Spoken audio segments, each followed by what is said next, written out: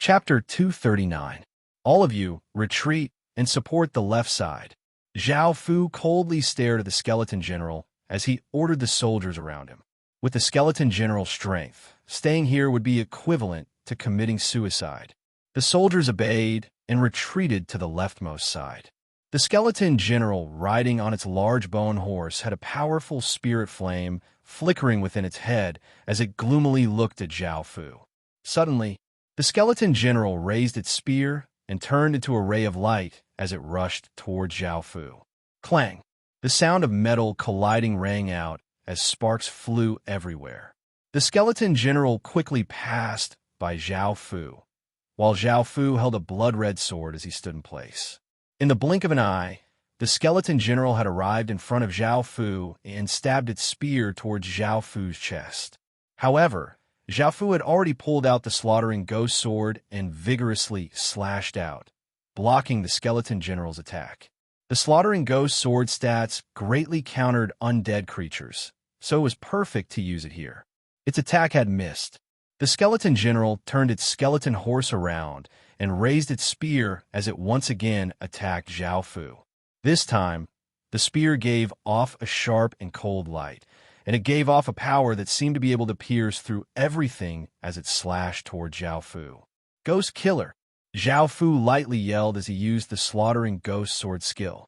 The slaughtering ghost sword was covered by a blood-red light, and ghostly howls could be heard as it gave off a terrifying and eerie aura. Bang! The skeleton general quickly arrived at Zhao Fu's side and stabbed out with its spear, which seemed to be able to pierce through the air toward Zhao Fu. Zhao Fu also slashed out with his sword, and the two attacks collided, resulting in a massive explosion. This time, the skeleton general was blocked by Zhao Fu. As a cavalry soldier, being blocked was a great humiliation, and the skeleton general roared as its spirit flame doubled in size, making it look even more ferocious as it charged at Zhao Fu. Even though the skeleton general had gone berserk, Zhao Fu did not feel much pressure. The slaughtering ghost sword stats countered the skeleton general's deathly aura, and the skeleton general would always be at a disadvantage. The deathly aura it condensed would often be dissipated by the slaughtering ghost sword. Boom! Suddenly, a massive explosion sounded out as the ground trembled. Rocks fell from the sky, and a powerful aura exploded out from below. This skeleton general held a large shield in one hand and a saber in the other, and its aura was even more powerful than the previous two skeleton generals. At this moment, the skeleton general's aura was like that of a mountain. It gripped its shield and slammed it against the cliff, causing long cracks to appear on the cliff.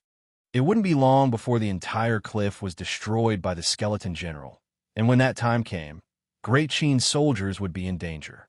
Zhao Fu couldn't continue fighting with the skeleton general on the skeleton horses, so he stretched out a hand, and the king's ring on his finger shined with a golden light. 10 skeleton cavalrymen, who were also riding skeleton horses but had golden flames in their heads, appeared. They were the king's undead cavalry, and Zhao Fu ordered the king's undead cavalry to tie down the skeleton general. The 10 king's undead cavalrymen charged over, easily tying down the skeleton general and causing it to fall into a difficult situation. This was because the 10 king's undead cavalrymen were all cavalrymen. Even though their individual strength was weaker than the skeleton generals, their overall strength was not inferior to the skeleton generals. Zhao Fu's king's undead cavalrymen were quite powerful because they had devoured a large amount of deathly aura every time they fought and killed. Now, at least 90% of the skeletons were rushing towards the leftmost tunnel, and all of the tunnels were ferociously attacking that direction. By comparison, there were less than 3,000 skeletons below. Zhao Fu brought 300 or so soldiers, the black and white impermanences, Daisy, and a few generals to the surface from the other side. The people above were all commanded by Bai Qi, Wang Jian, and the others. After reaching the surface, Zhao Fu ordered Doxard, Daisy, and a goblin warrior who specialized in using a gold shield to attack the skeleton general. On the other side, the remaining 3,000 or so skeletons gathered and attacked. By now, It was time for Zhao Fu's 300 soldiers to come into play. They rushed towards the skeletons, and the two sides were incredibly fast. They were only 10 meters away from each other, and although the 3,000 skeletons seemed to be more powerful, there was a massive difference in strength. The two sides quickly clashed, and countless skeletons raised their weapons as they ferociously attacked. The minotaurs and horse faces were not afraid at all, and they vigorously stabbed out with their pitchforks, stabbing them into the skeletons' bodies. They then sent their ghost-suppressing power into their pitchforks and twisted them, causing the skeletons' bodies to collapse and turn into countless bones. This was because the Een soldiers' ghost-suppressing power was incredibly effective against undead creatures, and they could easily dispel the skeleton's deathly aura. Without the deathly aura, the skeletons would immediately die. As such, even though Zhao Fu's side had fewer people, they were not weak at all, and the situation was quite advantageous for them. The minotaurs and horse faces stabbed out with their pitchforks, killing the skeletons until they were unable to retaliate at all. Daisy and the others also clashed with the shield-bearer general. Sar and Doke attacked from the front. The goblin warriors held up their shields and were responsible for defending, and Daisy used her magic skills from afar. The skeleton general was quite powerful, but Daisy and the other generals had long since reached stage 1 cultivation, and with their teamwork, they were able to completely suppress it. Bang! Bang! Bang! On the other side, 3 blood-red fireballs descended towards the skeleton general archer, exploding, and the skeleton general could only dodge to the side. At that moment, an arrow turned into a violet ray of light and shot towards the skeleton general. Zhang Dehu had grasped this opportunity, and while the skeleton general was dodging the fireball, he shot out the arrow, making it incredibly difficult for the skeleton general to dodge again. The skeleton general could only draw the short sword at its waist and hastily defend. A powerful sword light slashed out, colliding with the violet ray of light and instantly exploding. The shockwave caused the skeleton general to retreat a few steps. Lil Shi and Lil Jie helped Zhang Dahu kill that skeleton general archer. Zhao Fu ordered, wanting to finish the battle as soon as possible. The black and white impermanences obeyed and floated towards the skeleton general. They used some sort of skill, and their feet left the ground. They each took out a white and black wooden club and joined the battle. With the black and white impermanences joining the battle, the skeleton general became even more defeated. This was especially so for the black and white impermanences. Whenever they hit the skeleton general's body, the skeleton general's spirit flame would flicker and become slightly smaller, and its aura would become slightly weaker. The massive blood-red eagle and countless archers ferociously attacked from the leftmost passageway, causing the skeletons there to continuously fall off the walls. On the other side, the 10 Kings' undead cavalrymen had surrounded a skeleton general, and Sar and the others worked together to continuously push the skeleton general back. Chapter 240. Under the huge crystal vein, a skeleton with bones as white as jade slowly stood up. It held a crystal sword in its hand, and there was a golden soul flame in its head. The huge aura it exuded shocked everyone present. This skeleton was incredibly powerful, and even though Zhao Fu was standing not too far away, he could clearly sense its power. The sword in its hand was definitely a legendary grade weapon, and after tens of thousands of years of corrosion, even legendary grade weapons would become gold grade. As such, this skeleton was definitely an epic grade weapon. After standing up, the skeleton's gaze fell on the skeleton general archer, and its body turned into a ray of light as it rushed over. In just a few seconds, the skeleton was about to enter the battlefield. However, at that moment, Zhao Fu drew the slaughtering ghost sword and sent his king's power into it before stabbing it into the ground. A blood-red barrier instantly spread out, dragging the skeleton into the slaughterfield domain. The skeleton looked up at the blood-red sky and looked down at the corpses on the ground before looking at Zhao Fu. Shing! A sword hum sounded out as the crystal sword shot out a large amount of sword light, and the skeleton instantly crossed 100 meters and appeared in front of Zhao Fu. It swung its sword, giving off a massive amount of sword chi as it slashed toward Zhao Fu. Bang! Zhao Fu was given a big fright, and he took out the slaughtering ghost sword to block. A massive force slammed into Zhao Fu's body, causing him to slide back 10 or so meters before stopping. This skeleton was simply too powerful, and with his current strength, Zhao Fu really couldn't defeat it. As such, Zhao Fu had no choice but to use the unsealing stones. Apart from the gold-grade weapons, he had also obtained 3 unsealing stones from the 70 or So Sky ghost treasure bags. The seal within Zhao Fu's body disappeared, and a powerful feeling once again flowed through his body. Swish! The skeleton's figure appeared above Zhao Fu, and its sword gave off an aura that seemed to be able to cut through anything as it slashed toward Zhao Fu. At that moment, Zhao Fu's eyes opened, and a black light shot out as he gripped the sword hilt and heavily slashed out. Bang! A massive explosion sounded out, and the air seemed to explode as the 2 swords clashed.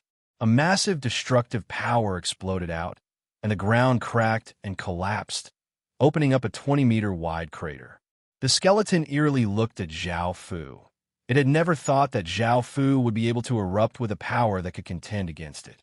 It first pressed down on Zhao Fu with its sword, causing Zhao Fu's body to lean backwards. Then, he disappeared and reappeared at Zhao Fu's side, slashing with his sword again. Clang! The sound of metal clashing resounded for 1,000 meters. Zhao Fu raised his sword and blocked the skeleton's attack once again. But in the next moment, the skeleton's figure disappeared and reappeared on the other side to launch an attack. Bang! Bang! Bang! The skeleton's speed was incredibly fast, and it continuously appeared and disappeared, attacking Zhao Fu from all directions. The 2 of them clashed, and sword light shot everywhere, forming a massive gale.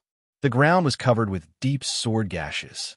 The skeleton's attacks were incredibly fast, and it didn't give Zhao Fu any time to react.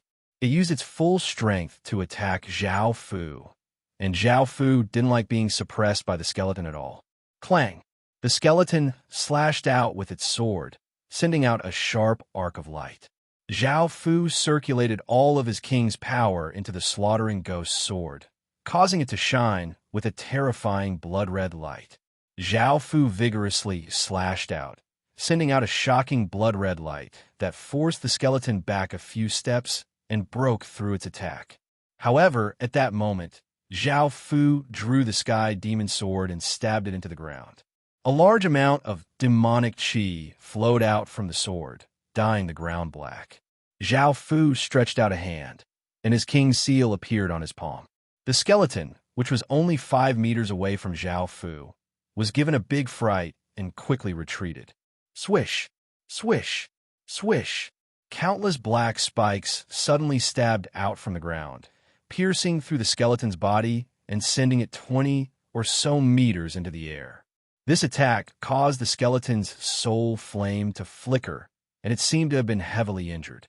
However, the skeleton gritted its teeth and raised its crystal sword.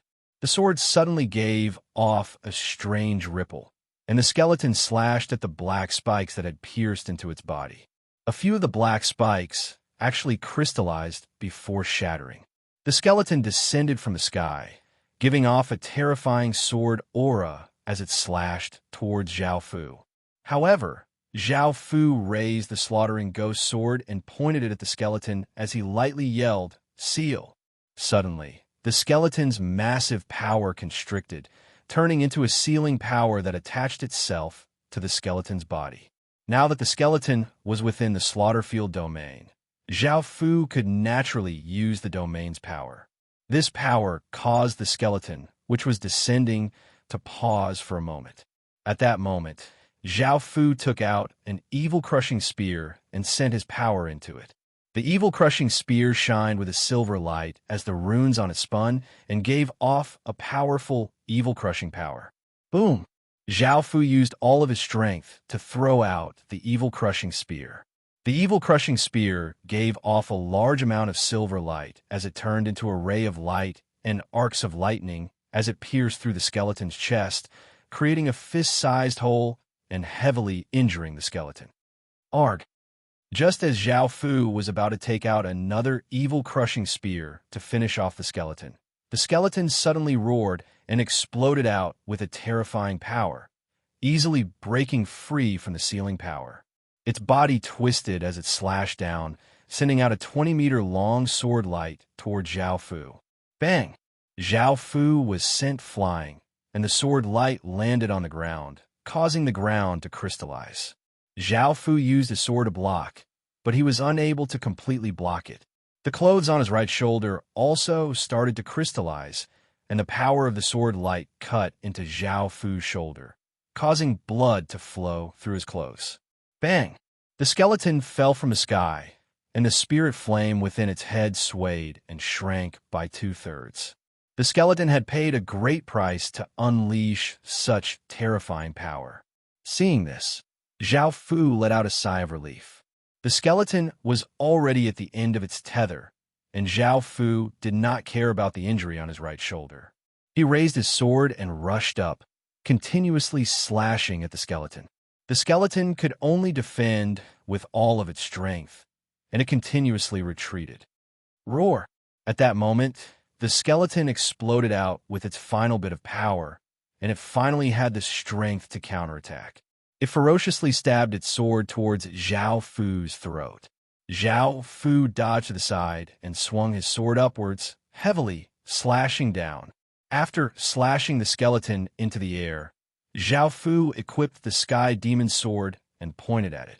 A massive demon image flew out of the sword and gave off a massive demonic chi as it flew towards the skeleton.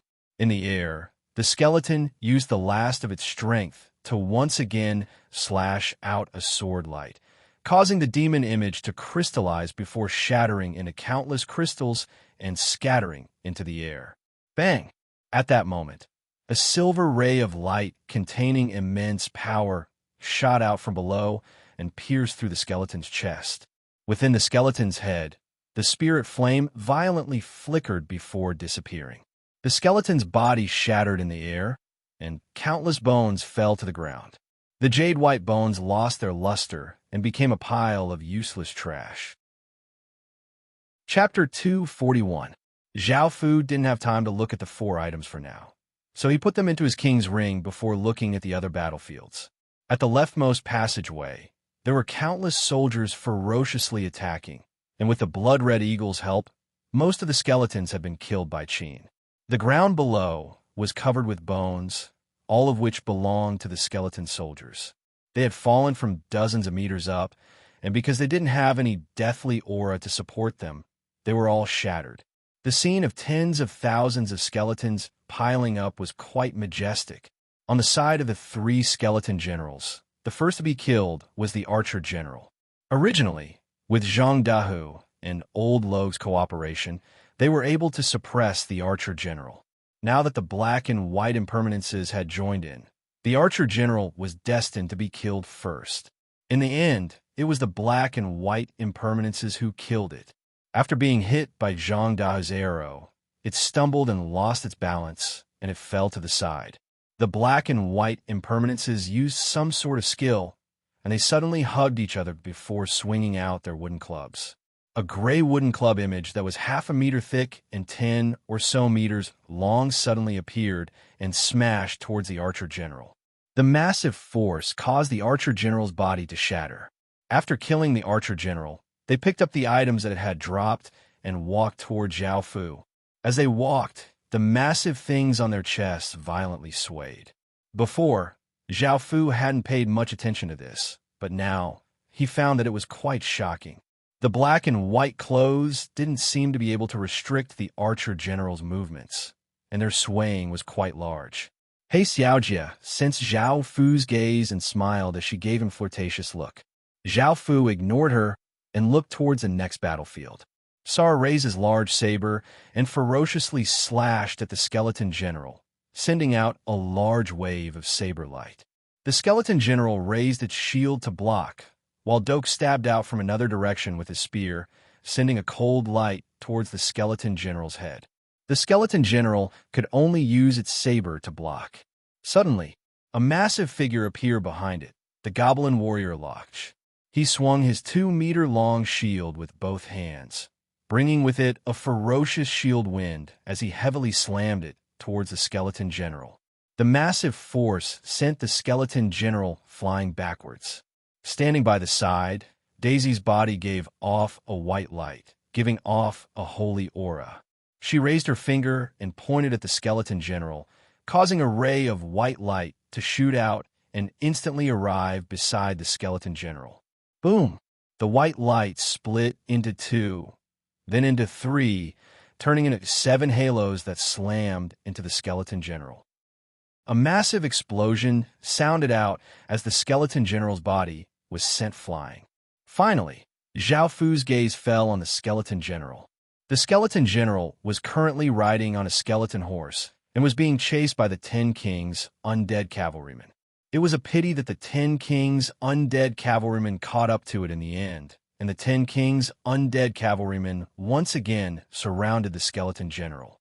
The skeleton general's body gave off a gray, deathly aura, and it swept out with its spear, sending out a massive spear light as it tried to force back the king's undead cavalrymen and break out. However, the 10 Kings' undead cavalrymen's bodies gave off a faint golden light as they simultaneously raised their spears, completely ignoring the skeleton general's spear light as they vigorously stabbed out with their spears. Boom! The 10 golden spears gave off a sharp golden light, seeming to pierce through the air as they pierced through the skeleton general's body. The skeleton general's spirit flame violently flickered before it was extinguished, and the skeleton general's body fell apart and fell off its horse. The skeleton horse that the skeleton general was riding on gave a pitiful whimper and chose to self-destruct. Its spirit flame continuously became smaller and smaller until it disappeared, and its body turned into countless bones.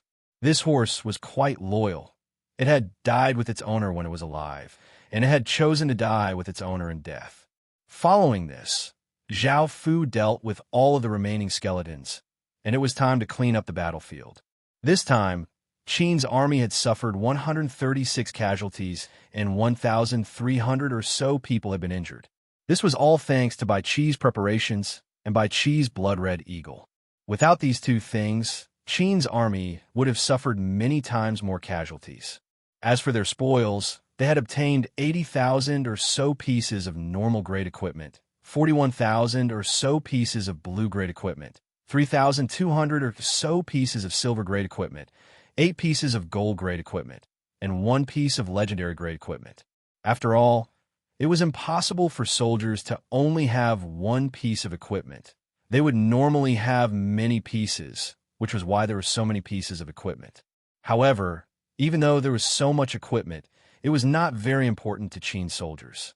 After all, during the Ghost Festival, Qin soldiers had obtained 40,000 or so pieces of silver-grade equipment, and now, all 20,000 of Qin soldiers had a piece of silver-grade equipment. These pieces of equipment were not very attractive, but there was something that made Zhao Fu feel quite delighted, which was the soldier souls. They had obtained 178 soldier souls this time, and adding on the soldier souls from before, they would be able to fuse 2 general armaments. This made Zhao Fu feel incredibly excited. The value of 2 general armaments went without saying. Zhao Fu had the soldiers build the stairs to the ground and prepare to excavate the energy stone mine. Zhao Fu went to the bottom of the energy stone mine and stretched out his hand to touch the massive energy stone mine. Looking at the massive energy stone mine, he could tell that it was not a simple energy stone mine and could rival a massive mine. It was worth many times more than a bronze concentrate mine. With this energy stone mine, everything I've done has been worth it. Zhao Fu felt at ease as he returned to the ground and looked at the items that the skeleton generals had dropped. The archer general, the saber shield general, and the cavalry general had all dropped 4 items. Firstly, their weapons were all half-legendary grade equipment, which meant that they had most likely been half-epic grade equipment. Secondly, they had dropped exquisite, refined martial souls, which could unlock S-grade skills. There were also 3 undead general profession change stones, which could allow one to become an undead general like Li Wan and obtain deathly power. Finally, there were 3 general souls, which could be fused into a general armament. What surprised Zhao Fu was that the cavalry general skeleton horse had also dropped an item, which was a horse jade soul. This horse jade soul was very important to dens, as it could increase the number of dens that spawned and increase the strength of horses. It was an incredibly good item, and its stats were the same as the horse jade soul that Zhao Fu had obtained last time. Finally, there were the 4 items that the skeleton general with the crystal sword had dropped. The first was the crystal sword. The crystal sword looked really beautiful. It was transparent and sparkling, giving off a faint crystal light. The sword was 3 fingers thick and 3 meters long. The shape of the sword was similar to a cross sword, and it had a Western aura. Chapter 242. Zhao Fu had personally experienced this sword's true might, and no matter if it was in terms of stats or destructive power, it was much better than ordinary legendary grade weapons. As expected from an epic grade weapon, Zhao Fu didn't plan to use this sword, and he wanted to leave it for Wei Liao to use as a vessel for his general armament. With this sword's might, if it could become a general armament, its might would be many times more terrifying, and that was what Zhao Fu wanted to see. Wang Jian had a half-legacy grade sword, but it was quite lacking as a vessel for a general armament. Zhao Fu thought about the ghost strengthening stones that he had left, and he felt that he could use them. After all, Wang Jian's sword had been obtained from the underground region, and it gave off a dense deathly aura. After being strengthened, it had become a half-legendary grade weapon, and its stats would be quite suitable for a ghost strengthening stone. Zhao Fu decided to take care of this later. Zhao Fu looked at the second item. It was a golden orb of light that was as big as a fist, and there seemed to be a dragon swimming within it. The dragon looked like a divine dragon, but it was different. Its horns were straight, and it had a pair of wings with golden feathers. Moreover, it had 2 pupils, and it gave off a serious and dangerous aura. When Zhao Fu first saw this orb of light, he had thought that it would have a person's figure within it like a soldier soul, but he had never thought that it would be a dragon. Holding the orb of light in his hand, he could feel the immense power that it gave off. This power was quite familiar to Zhao Fu, as it was the same power that the King's Ring gave off. The King's Ring was something that Zhao Fu had fused with an ancient king armament shard. It contained a large amount of ancient king's power. The orb of light also gave off this ancient king's power, but the amount of king's power within the orb of light was much smaller. Moreover, even though it was the same type of king's power, it didn't belong to the same person. Finally, there was this dragon. Zhao Fu had seen this dragon on many pieces of equipment in the underground region, and it was a simplified version of this dragon. The heaven and earth refining formation also had this dragon diagram. Suddenly, based on the skeleton's equipment and power, Zhao Fu felt that this underground region was most likely left behind by a massive empire during ancient times. Of course, Zhao Fu didn't know much about this empire. However, he could imagine how powerful it was. Just looking at the heaven and earth refining formation, he could tell that it was filled with the corpses of countless powerful creatures. There are dragons, angels, demons, high elves, and other strange races. There are even some primitive races. If this doesn't show how powerful this empire is, then how can it show how powerful it is? Zhao Fu suddenly felt a sense of danger towards the heaven and earth refining formation. He felt that it was both a blessing and a curse. Such a powerful empire had most likely perished. Zhao Fu wasn't sure what had caused this, but he was waiting for an opportunity to see if he could find any information about this empire. Let's take a look at the glowing orb's attributes first. King Remnant Soul, a powerful soul item that is produced after the death of someone with a king's bloodline. This item contains king's power and can be strengthened. It is a core item for fusing a king armament. A king armament requires a king remnant soul. Only now did Zhao Fu find out. He had thought that 24 general armaments were required to fuse a king armament, and he had never thought that there would be such a requirement. Within the sword, The sky demon stared at the king remnant soul, drooling all over the ground. Ordinary general souls were already incredibly attractive to her, let alone this king remnant soul. Sensing the sky demon's gaze, Zhao Fu instantly put the king remnant soul into his ring and said without any hesitation, "Don't even think about it. That's impossible." The sky demon yelled before running back into the depths of the sword angrily. Zhao Fu looked at the third item. It was an eyeball, and it was as big as a normal eyeball. It was made of a crystal stone, and it didn't look like it had been carved out. Instead, it looked like a person's eyeball. Crystal Realm Eye of Destruction, a specially created eyeball that contains an extremely powerful eye technique, is a very dangerous item. A very dangerous item? Within a Heaven Awakened world, there were very few items that had the words dangerous item in their descriptions unless they were incredibly powerful or extremely dangerous. For example, the ancient king shard that Zhao Fu had obtained also had the words dangerous item in it. Does this eyeball have the same kind of power? This was a one-time consumable item, and Zhao Fu didn't know how powerful the eye technique was, so he put it away for now. Finally, Zhao Fu looked at the fourth item. It was a dagger that was black and seemed to be made of iron or stone.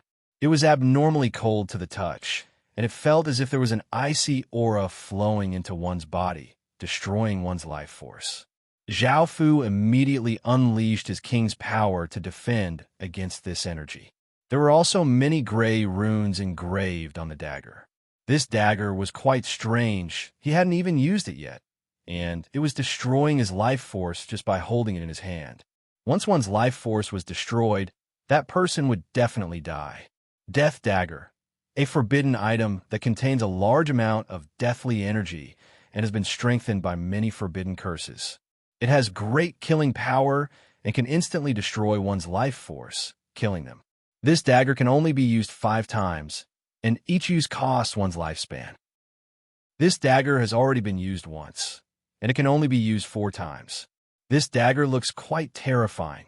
No wonder I couldn't touch it just then. That energy that was destroying my life force was most likely deathly energy. Zhao Fu felt that this dagger was quite powerful and could definitely be used to kill people. However, the price to use it was quite high, and it could only be used 5 times. One's lifespan determined how long one could live in the Heaven Awakened world. Without a lifespan, one could only die. In the Heaven Awakened world, one would also grow old and die. Looking at the death dagger in his hand, a plan appeared in Zhao Fu's mind. This plan was quite despicable, sinister, and cruel, but Zhao Fu was still going to use it. Zhao Fu put the death dagger away. What came next would be quite exciting. Zhao Fu took out 200 soldier souls and called Wang Jian and Wei Liao to an empty area in Qintown. "Wang Jian, give me your sword," Zhao Fu said with a smile as he stood in the empty area. Wang Jian understood what was going to happen next, and a look of delight appeared on his face. He drew the sword at his waist and handed it to Zhao Fu. Zhao Fu took the sword and took out a few ghost strengthening stones and used them on it. The ghost strengthening stones turned into gray mist and flowed into the sword. In the end, the sword advanced to ordinary legendary grade, and its appearance greatly changed. It became a gray sword that gave off a cold and eerie feeling when held in one's hand. Chapter 243.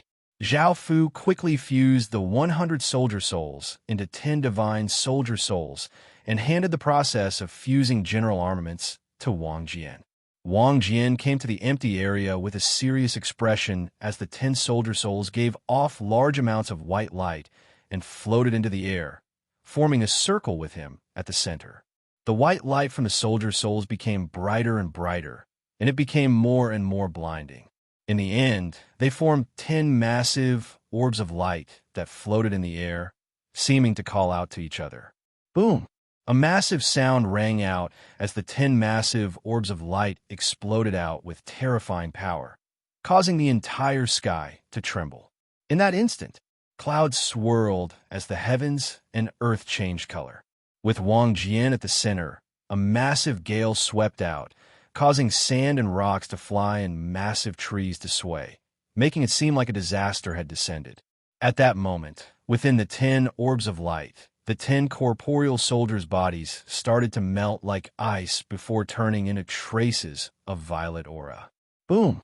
Another massive explosion sounded out as a gigantic violet star, giving off a noble starlight, and a boundless aura broke through the restrictions of the day and descended above Qin's room.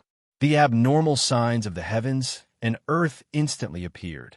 Countless espers and people from various factions sensed something and hurriedly came out of the room to look at the brilliant star in the sky. At the center of the massive gale, below the violet star, Wang Jian raised his legendary greatsword and roared as a massive aura exploded out from his body, causing countless traces of black aura to flow out from his body. Boom! A loud sound rang out, as though something had been broken. Wang Jian burst forth with a black beam of light, shooting straight towards the gigantic purple star. The terrifying black pillar of light shot into the violet star, and the violet star, which had been giving off a noble light, was instantly dyed black. It gave off a shocking black light, and an icy aura filled with killing intent, and an aura that seemed to be able to break through everything spread out. Countless people looked at the sky and saw that the violet star had turned into a black star, and their pupils constricted as they cried out in shock, "Army Destroyer!" Out of the general stars, the Army Destroyer was in charge of conquering, and its offensive nature was the strongest. Its goal was to destroy everything, and its combat strength was extremely great. Wherever the Army Destroyer went, it would be like a hot knife cutting through butter, and no one would be able to stop it. In history, Wang Jian's destined general star was the Destruction Army, because only someone with the Destruction Army fate could conquer the 5 kingdoms and end the Warring States period. Boom!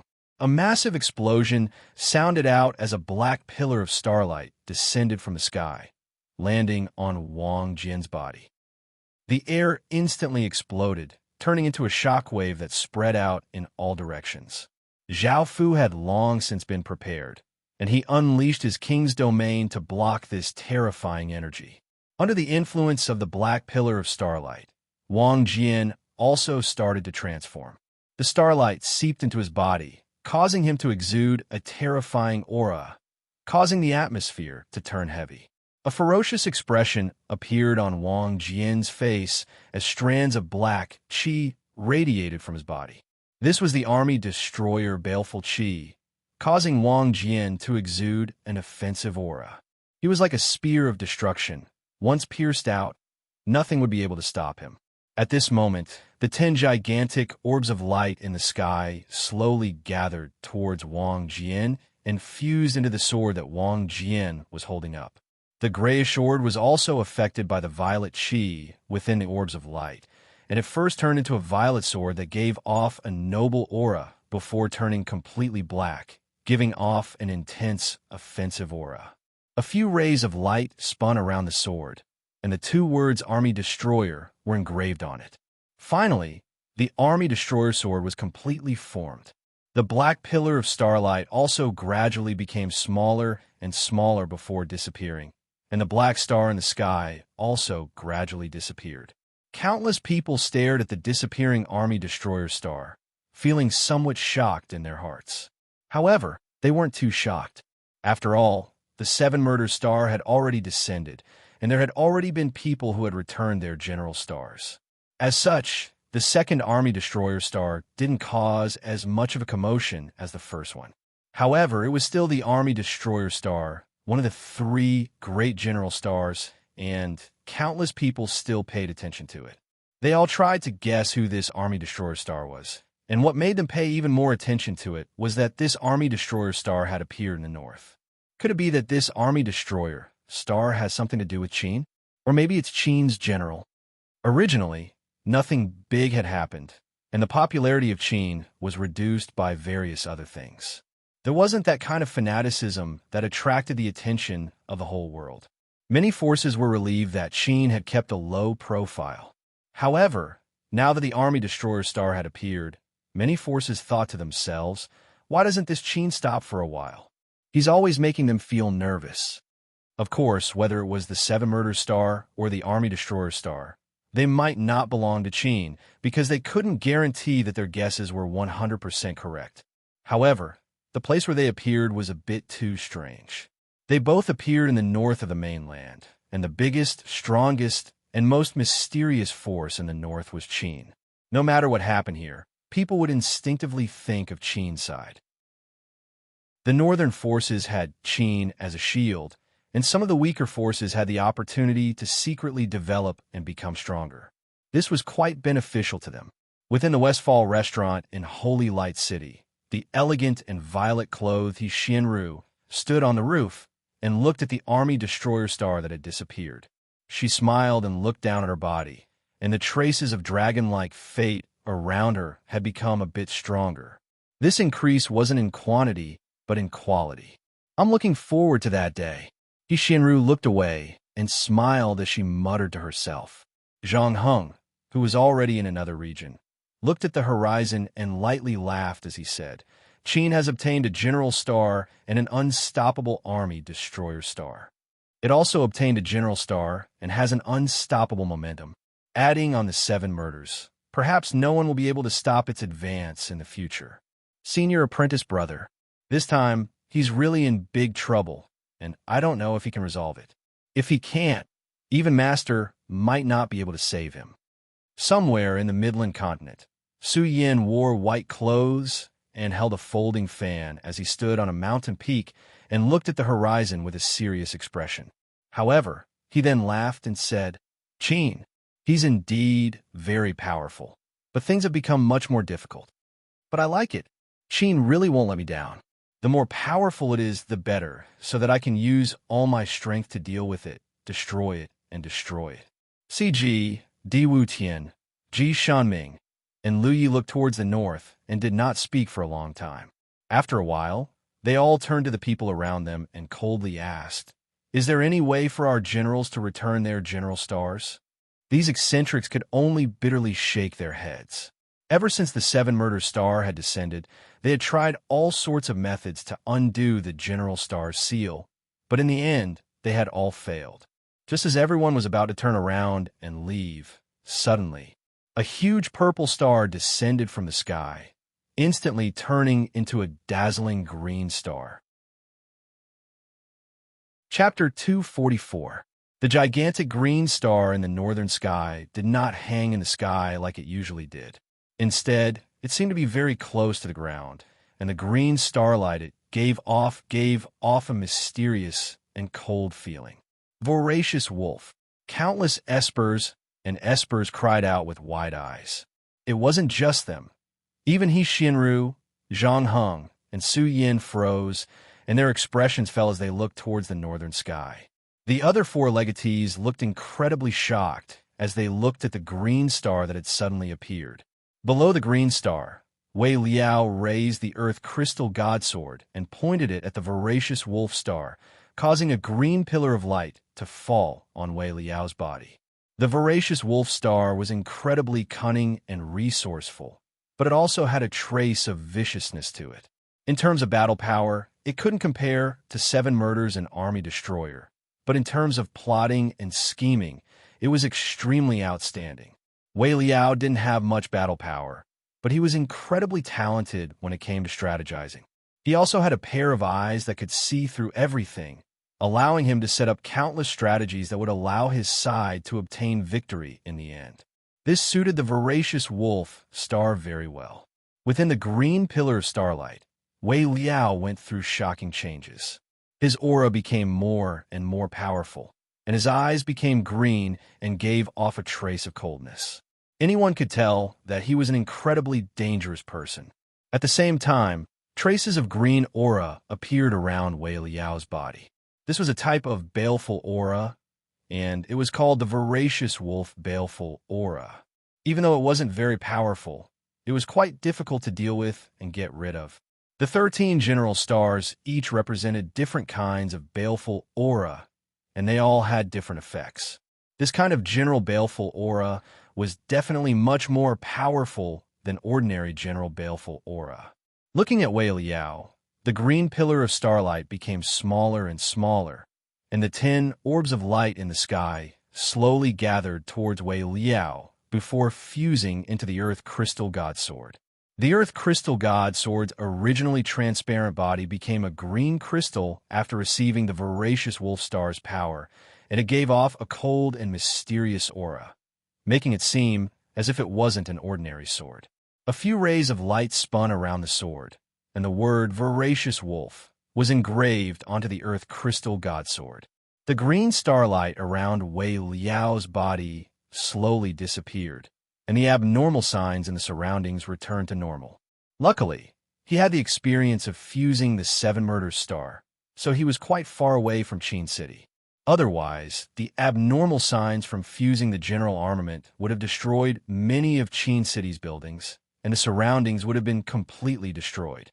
Suddenly, when Zhao Fu was about to check the properties of Sword of Greedy Wolf, he realized that the green stars in the sky did not vanish together with the strange phenomenon. Instead, they were slowly descending under the influence of some kind of force.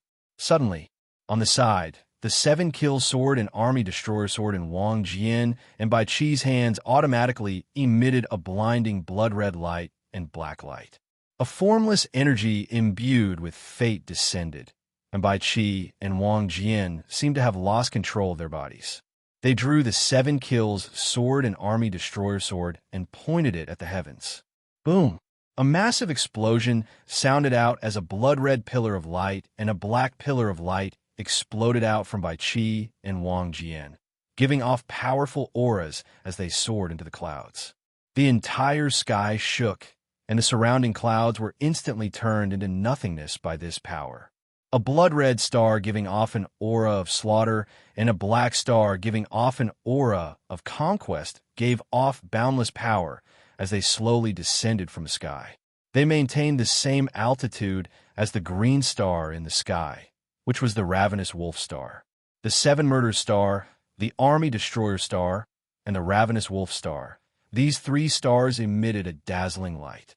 Each of them occupied a corner, and a formless energy spread out. Boom! A shocking explosion sounded out as if something had been shattered. The weather suddenly changed as large amounts of clouds gathered, and a massive gale started to blow, sweeping everything in its path. The entire heaven-awakened world was affected by the gale, and countless trees madly swayed in the wind. The sky gradually darkened, and it was not just China or the Midland continent that darkened. The entire heaven-awakened world darkened, and a heavy pressure descended. The kingdoms outside of China did not understand what was going on, but they could see the 3 stars giving off green, black, and blood-red lights. It was not just King Arthur's descendants, but the Roman Empire's legatee, the pharaoh of the pharaoh's kingdom, the indigenous leaders, and the legatees of countless kingdoms in the world all looked at the 3 shining stars in the distance. Boom! Boom! Boom! Boom! Arcs of lightning started to appear in the sky, bringing with them a terrifying aura. This aura became denser and denser, and bolts of lightning that were as thick as water buckets descended from the sky, giving off massive sounds of thunder. The lightning was like a savage snake as it rampaged through the sky. It was as if the entire world was going to be destroyed, and countless creatures trembled under this terrifying aura. They felt an aura of death. There was a legend that when the 7 Murders, voracious wolf, and army destroyer fate palaces met, it would form the killing, destroying wolf situation. The 7 Murders were the thieves who would throw the world into chaos. The army destroyer was the general who would sweep through the world. The voracious wolf was the crafty and treacherous general. Once these 3 stars gathered and formed the killing, destroying wolf situation, the world would fall into chaos. When that time came, countries would be thrown into chaos, and wars would be waged everywhere. Now, Zhao Fu had gathered these 3 general stars, and under the effects of his general armament, he had unsealed heaven's will and allowed the general stars to return to their original positions, forming the killing, destroying wolf situation. Back at Qin City, the 3 massive general stars appeared. Ark, Bai Qi, Wang Jian, and Wei Liao seemed to be inspired by some sort of power, and they roared as they unleashed their general star's power. Their veins bulged, and their expressions became savage. Boom! An explosion sounded out as the three of them exploded out with immense power. Beside them, Zhao Fu was given a big fright, and he stretched out his hand. His king's seal appeared on his palm as he unleashed his king's domain. However, he was still forced back a step by this power. The ground in the surrounding 100 meters had completely collapsed. Bai Qi, Wei Liao, and Wei Liao gave off different colored aura flames, blood red, black, and green. 3 pillars of light shot into the sky, and the 3 general stars in the sky seemed to be stimulated by Bai Qi, Wei Liao, and Wei Liao, and they also gave off intense light. Even though they were in different areas, they started to form some sort of connection as if they were summoning something. Boom! A shocking explosion sounded out, and the sky seemed to shatter. An incredibly massive violet star that gave off boundless nobility and represented the supreme heavens slowly appeared in the sky. Pooh! At that moment, countless dynasty legatees, whether they were from China or other countries, felt a pain in their chests, and they coughed up a mouthful of blood. Apart from Zhao Fu, in the real world, the sky instantly darkened, becoming pitch black. It was deep and terrifying, and a dazzling purple star appeared. Chapter 245. Myrtle Imperial Star. Countless elders of the noble clans, sects, and secluded cultivators exclaimed when they saw the purple star. The Myrtle Imperial Star represented boundless dignity and supreme power, as well as the right to rule the world. Normally, the Myrtle Imperial Star wouldn't appear in the real world because the world was murky and monarchical systems had been destroyed, so it was impossible for it to appear. Even though some countries still maintain monarchical systems, they were only for show and didn't have much power. They weren't the supreme kings in the traditional sense. Of course, the lack of a true king was also related to the current era. Zhao Fu didn't know why, but there were no modern countries in the Heaven Awakened world. Ever since the Qing dynasty, the Myrtle Imperial Star hadn't appeared for hundreds of years, which was a sign of China's decline. Many people had thought that after the Heaven Awakened world devoured the real world, the Myrtle Imperial Star would appear. However, they had never thought that it would appear now. The Myrtle Imperial Star had descended quite low, so it looked quite big. Countless people didn't know what it was, and they took pictures of it and uploaded them online. Many experts couldn't explain why the star was so strange, and only some elderly people respectfully knelt down. The young people didn't understand why the elderly people were kneeling, and only after asking the elderly people did they understand that the violet star in the sky was the Myrtle Imperial Star, and its appearance meant that someone with the Emperor's fate had appeared. However, the young people snorted in disdain and mockery. What era was it now? Why were there still emperors and emperors? What a rotten, stubborn, and feudal old man. Who knew what would happen after the Heaven Awakened world devoured the real world? The gigantic violet star in the Heaven Awakened world shot down a violet pillar of light and landed on Zhao Fu's body. Zhao Fu immediately felt both his body and soul tremble, and the energy contained within the pillar of light felt incredibly comfortable. Not only did his body and soul receive a cleansing and evolution. Within the real world, Zhao Fu's body, which was lying on the bed, gave off traces of a noble violet aura. At that moment, somewhere within the Ying family, a white-robed Taoist priest with a beard that reached his chest sensed the violet aura and looked quite shocked. He had never thought that the person who had awakened the Myrtle Imperial Star would be in the Ying family. Who is this person? Ordinary people definitely won't be able to awaken the Myrtle Imperial Star. At the very least, they have to be legatees of legatees. However, if ordinary legatees can't awaken their Myrtle Imperial Star, then, suddenly, thinking of all the information, the Taoist thought of something and broke out in a cold sweat. The Crown Prince Qin is so cunning. He is hiding in the Ying family. No wonder the Ying family couldn't find him, even though they turned the whole place upside down. However, the Taoist didn't dare to do anything now, nor could he use any techniques to detect Zhao Fu's exact location.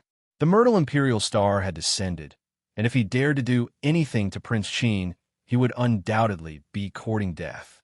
He might even be devoured by the Qi of fate and explode. Within the heaven-awakened world, Zhao Fu lightly closed his eyes and accepted the Myrtle Imperial Star's power.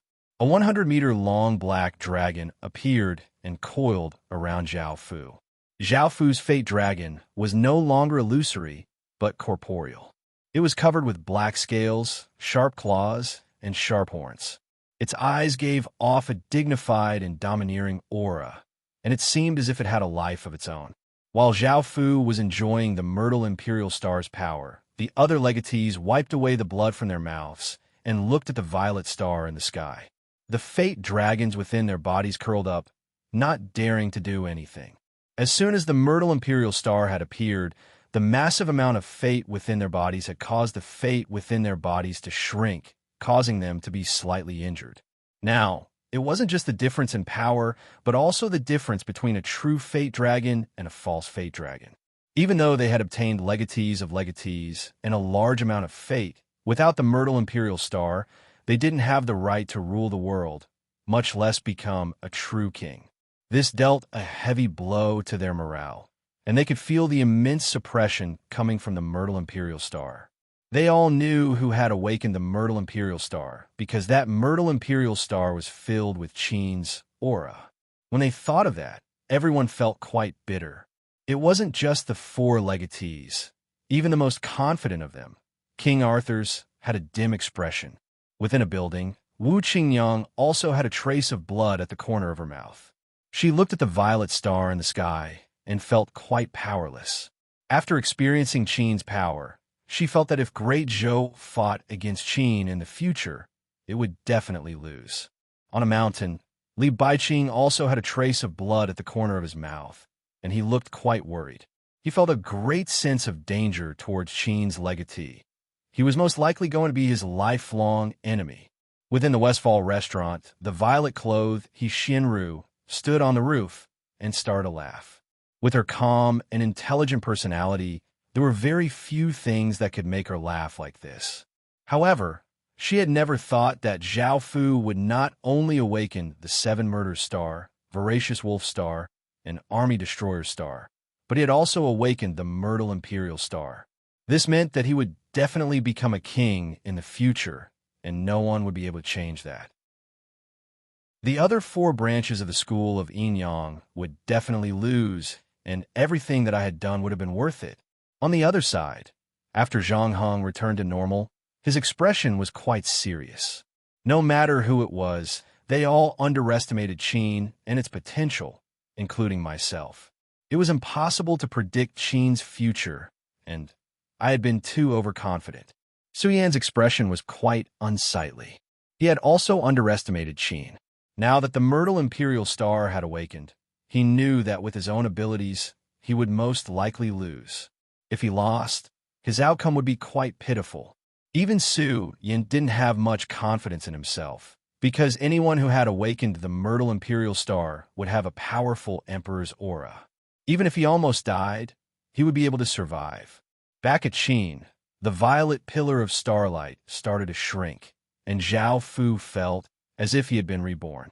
Every part of his body had been refined, and the azure sealing energy within his body had been cleared. Now, Zhao Fu had returned to his peak state. As the violet pillar of starlight shrank, its power weakened, and the abnormal signs in the sky also became smaller. Finally, the violet pillar of starlight was only as thick as a finger. Suddenly, a wave of energy gently lifted up Zhao Fu's right hand, and the violet pillar of starlight landed on the back of his hand. Zhao Fu felt a sharp pain in his hand as a mark appeared on the back of his hand. This mark was circular and had 8 profound runes on it. They were spread out in 8 directions, and at the center of the 8 runes was a black dot. Zhao Fu didn't recognize this mark, but it gave Zhao Fu a very familiar feeling. Chapter 246. System Announcement. 7 Murders, Voracious Wolf, and Army Destroyer have met. The myrtle imperial star has descended, and the first layer of the heaven domain boundary has been undone. System announcement. 7 murders, voracious wolf, and army destroyer have met. The myrtle imperial star has descended, and the world has fallen into chaos. The first stage of the chaotic world has begun. After hearing these 2 system announcements, the system's officials looked quite serious, while those who did not know the details immediately looked at the 2 system announcements.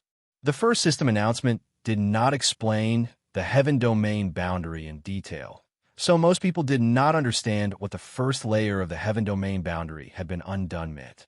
The second system announcement was about the first stage of the chaotic world. After the chaotic world began, all villages would have a chaotic world stone steel, and attacking any village would give war points. War points could be used to exchange for items from the chaotic world stone steel. Every basic village that was taken down would give 1 war point. Every intermediate village would give 2 war points. Every advanced village would give 3 war points. Every basic town would give 4 war points, and so on. The first stage of the chaotic world evidently encouraged war and encouraged people to fight each other, using massive benefits to attract countless people to kill each other. Even if you were a pacifist and did not attack others, others would madly attack you in the face of massive benefits, and you would be forced to participate in the war. No one could remain unscathed in the chaotic world. And what was most worrying was that this was only the first stage. This meant that there was a second stage, a third stage, and a fourth stage. However, the first stage was already so cruel, so how bloody would the later stages be? Most likely, as long as one killed people, there would be rewards, and the power restricting the system's officials would disappear. They would be able to kill as they pleased, and when that time came, there would be no safe place in the Heaven Awakened world. After all, if you appeared in front of others, you could be killed, or if you were attracted by massive benefits to kill others. When that time came, it would be a world of life and death, and there would be no right or wrong. After looking at the introduction of the chaotic world, everyone understood how cruel and bloody the first stage of the chaotic world would be. Their expressions became serious as they thought about what to do next. Zhao Fu also received these 2 system announcements, and after looking at them, his expression became quite serious. However, after thinking about it, he put them aside for now because he had other things to take care of. First, there was the mark on the back of his hand. Mark of the Earth Realm. The mark of approval of the Earth Realm. One can enter the core of the Earth Realm and undergo the final trial. Land domain. Zhao Fu had never heard of this before, so he did not understand what it meant. However, it said that he could enter the Earth world's core and undergo a trial. Zhao Fu felt that it was most likely some sort of legacy mark. Although he didn't know what it meant, Zhao Fu believed that he would be able to figure it out in the future. There was also something else that was strange. He didn't recognize this mark, but it gave him a very familiar feeling, as if he had originated from it. Zhao Fu could not understand it, so he put it aside for now and started to check his bloodline. Before, Zhao Fu had a level 9 royal bloodline. Every level of bloodline was split into 3 sections: upper, middle, and lower. Level 6 to 9 belonged to high-grade bloodlines, while level 9 to 12 belonged to king-grade bloodlines.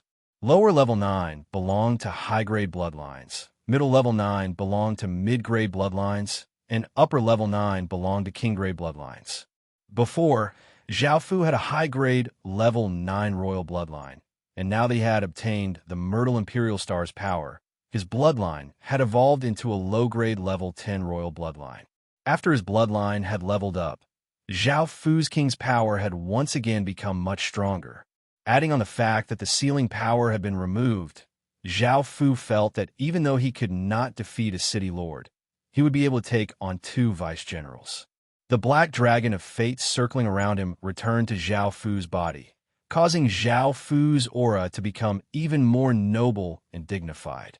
The might that he gave off made it so that no one dared to look at him directly. Now, the aura that Zhao Fu gave off was that of a true king's. Even ordinary legatees would feel a bit inferior in front of him. Zhao Fu wasn't a natural king, but he could definitely be called a king now. Congratulations, Your Majesty. Bai Qi, Wei Liao, Wang Jian, and the others all knelt as they cried out in delight. Zhao Fu grinned. The Myrtle Imperial Star's descent was completely out of Zhao Fu's expectations, and he hadn't even thought about it. This was all thanks to Bai Qi, Wei Liao, and Wei Liao. Without their 3 general stars, his Myrtle Imperial Star wouldn't have descended. Zhao Fu had them all rise before asking Wang Jian and Wei Liao to show him the 2 general armaments. General armaments required soldier souls, and when fusing soldier souls into a general armament, the general's fate would be unlocked, causing the general stars to return. The general armaments would be affected by the general stars, causing them to change, such as the 7 Murders sword. However, Zhao Fu didn't have the materials to fuse a king armament, so the Emperor's Star sword didn't appear. Looking at the black and green swords in his hands, the army destroyer gave off a destructive and conquering aura, while the greedy wolf sword gave off a cold and mysterious aura. Holding them in his hands, Zhao Fu felt quite powerful. Zhao Fu started to look at the 2 sword stats. Army Destroyer Sword. Grade, Epic Stats, Strength plus 28, Intelligence plus 15, Constitution plus 17, Agility plus 15, Description, a weapon that has been strengthened by the Ghost Sword. After fusing with a general armament and the Army Destroyer General Star's power, it has become a general armament, the Army Destroyer Sword. Greedy Wolf Sword. Grade, Epic Stats, Strength plus 20, Intelligence plus 25, Constitution plus 18, Agility plus 17, Description. Originally called the Earth Crystal God Sword, after fusing with a general armament and the Voracious Wolf General Star's power, it has become a general armament, the Greedy Wolf Sword. These 2 general armament stats were slightly better than the 7 Murders swords. This was because the 7 Murders sword had used the Star Slashing Sword as a vessel, and back then, the Star Slashing Sword had only been a half-legendary false grade. On the other hand, the Army Destroyer Sword and the Voracious Wolf Sword had both been legendary grade swords, and the Voracious Wolf Sword stats were the best because it had been an epic grade sword. These 2 swords had a total of 6 attributes. The first 5 were General's Power, General's Courage, General's Light, General Soldier, and Soldier Aura Formation, and they were all the same. The first 4 attributes could be stacked, and having 3 general armaments was far more powerful than just one. The 5th attribute, Soldier Aura Formation, condensed a soldier's soldier aura into different forms, and Bai Qi condensed a massive blood-red eagle. Zhao Fu wondered what Wang Jian and Wei Liao would create. Chapter 247. Destroyer and Sly Path.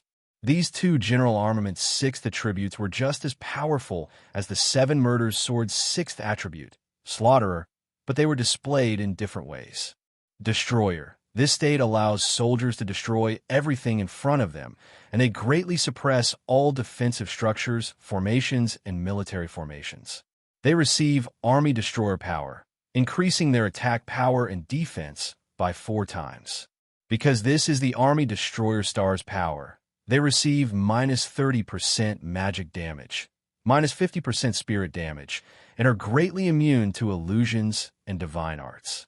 Not only did the Destroyer have powerful attacks, but it also had powerful defenses.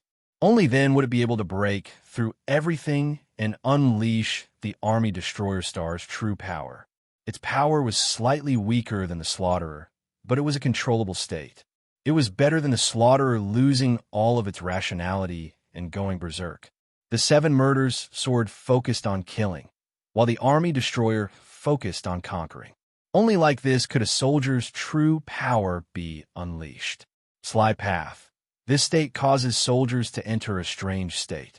This state greatly increases a soldier's movement techniques, speed, agility, and strength. Soldiers who were in this state would receive Voracious Wolf's power and the Voracious Wolf's curse. As long as they attacked an enemy, they would be able to cast the Voracious Wolf's curse. Because this is the Army Destroyer Star's power, they receive minus 30% magic damage, minus 50% spirit damage, and are greatly immune to illusions and divine arts. The Sly Path's power and destructiveness were weaker than the Slaughterer and Destroyer. From the name, It seemed that it was not a direct confrontation, but a strange way of attacking. This state increased a soldier's agility stats and made them incredibly agile. It also had the voracious wolf's curse. This curse was not very powerful, but it was incredibly easy to unleash and difficult to dispel. This curse was most likely one of the sly path's greatest strengths. After looking at the two sword stats, Zhao Fu felt quite satisfied and happily returned the swords to the two swords. He then looked at the chaotic scene around him and bitterly smiled. It seemed that he would have to go further away in the future. The Myrtle Imperial Star in the real world disappeared along with the Myrtle Imperial Star in the Heaven Awakened world. Only then did countless families, elders, sect masters, and hidden experts come back to their senses. The Myrtle Imperial Star has descended. The world will fall into chaos. Originally, if the Myrtle Imperial Star had descended in this chaotic world, it would have heralded the appearance of the Son of Heaven. The world would have been united and peace would have been welcomed. However, the situation now was different. The Myrtle Imperial Star had not descended for hundreds of years, and the imperial system had been abolished. The modern world had completely replaced the ancient system, and the mortal world was in chaos. The Myrtle Imperial Star would not descend. However, because of the Heaven Awakened world, the Myrtle Imperial Star's descent signified the decline of the modern world and the rebuilding of the ancient world. It also signaled China's rise. Because no imperial star had descended for hundreds of years, China's massive amount of fate had long since scattered, causing it to gradually decline. Now that the first Myrtle Imperial Star had appeared in China, it meant that the lost providence had returned to China. However, in this special period of time, there would be more than one Myrtle Imperial Star. Not only could all of the legatees awaken an Imperial Star, but even the commoners, even the most minor figures, could awaken an Imperial Star. Since ancient times, anyone could become an emperor. An ordinary person could become an emperor with the support of great luck. As such, the descent of the first Myrtle Imperial Star did not signify world peace, but a calamity for the world. These people understood this, so they did not hesitate to come out. These hidden people were much stronger than ordinary large families, and they could leap onto roofs and vault over walls and knock down trees with a single punch. These were all things that ordinary people could not do, but they could do them all. The appearance of these people caused a lot of chaos, and the various factions all stood out in the open. There were mainly the various sects, ancient martial families, and hidden people. These hidden people suddenly appeared, almost causing the real world to collapse. Luckily, the various factions did their best to stabilize the real world. The most famous ones were the 7 sects and 12 families. These sects and ancient martial families did not have the ambition to conquer the world or establish themselves as kings. Otherwise, they would have long since appeared. They did not have any famous generals or ministers in history, nor did they have any famous deeds. However, they represented the purest path of martial arts. There were not many strategies in their world, but there were all sorts of martial arts. If it wasn't for the Myrtle Imperial Star descending and announcing a calamity for the world, they would not have been able to live in seclusion and could only choose to come out. Otherwise, with their characters, they would have chosen to live in seclusion. Apart from these people, there were also 2 super factions that had thousands of years of history in China. One of them was the ancient clans.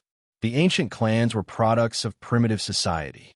Back then, before the Xia dynasty had been established, the ancient clans ruled the world, and they were China's most ancient clan. The Fuxi clan, the Xinyuan clan, the Shinon clan, the Nuo clan, the Jintian clan, the Yoxiong clan, the Shihuang clan, and the Quafu clan. Everyone was most likely familiar with the ancient clans, as they often appeared in myths and legends. From this, it could be seen just how powerful and ancient they were. As long as someone from ancient clans came out, no one in China would dare to not give them face. Whenever they met, they would have to show some respect. After all, the ancient clans were the ancestors of all of China, so they had to respect them. The ancient clans did not care about worldly affairs and had always lived in seclusion. Even though many of China's top-tier factions knew of their existence, They did not dare to disturb them or offend them. They were the most prestigious faction in China, and no other faction could compare to them. Compared to the first faction, the ancient clans, not many people knew about them because they had always been in seclusion. They were the Flower Moon. The Flower Moon had appeared quite early on, and it had appeared when money had first been invented. It was said that it had been created by a woman, and it had mainly focused on business. The reason this faction was able to stand side by side with the ancient clans was not just because it had existed for a long time, but because it was incredibly powerful. Not only could it be seen in every corner of China, but it could be seen in the entire world. Not only did it have enough wealth to rival countries, but it also had all sorts of information. The Heaven Awakened World Forum was created by Flower Moon, and now, Flower Moon was even more powerful than China's military. It could be seen just how terrifying this faction was. All of this had been caused by the Myrtle Imperial Star descending, and they only cared about one person, the person with the Emperor's fate. As such, all of the factions were searching for him, and countless legatees in the Heaven Awakened world had returned to the real world and madly searched for any information about Qin. Chapter 248. As everyone madly searched for Prince Qin, the Taoist from the Ying family also started to move. This Taoist was called Xiao Fengzi, and even though his status in the school of Taoism couldn't compare to the sect master, he was still a core figure. He was quite strong, or else he wouldn't have been so highly regarded by the Ying family. When the Myrtle Imperial Qi had leaked out from Zhao Fu's body, he had immediately sensed that Prince Qin was in the Ying family. However, the Ying family was incredibly big and had many people, so he couldn't sense Prince Qin's exact location. Back then, because the Myrtle Imperial Star had descended, he hadn't dared to do anything out of the ordinary. He didn't plan to report this matter to the Ying family, as it wouldn't benefit him at all. For example, if he reported this to the Ying family and Great Qin's legatee was found, the Ying family would happily welcome him back, while he would offend Great Qin's legatee by revealing his tracks. Offending the king with the most potential in the world wasn't very smart, and it would only hinder his own future. Since Prince Qin wasn't willing to show himself, he definitely had his own plans, and he couldn't disturb his plans.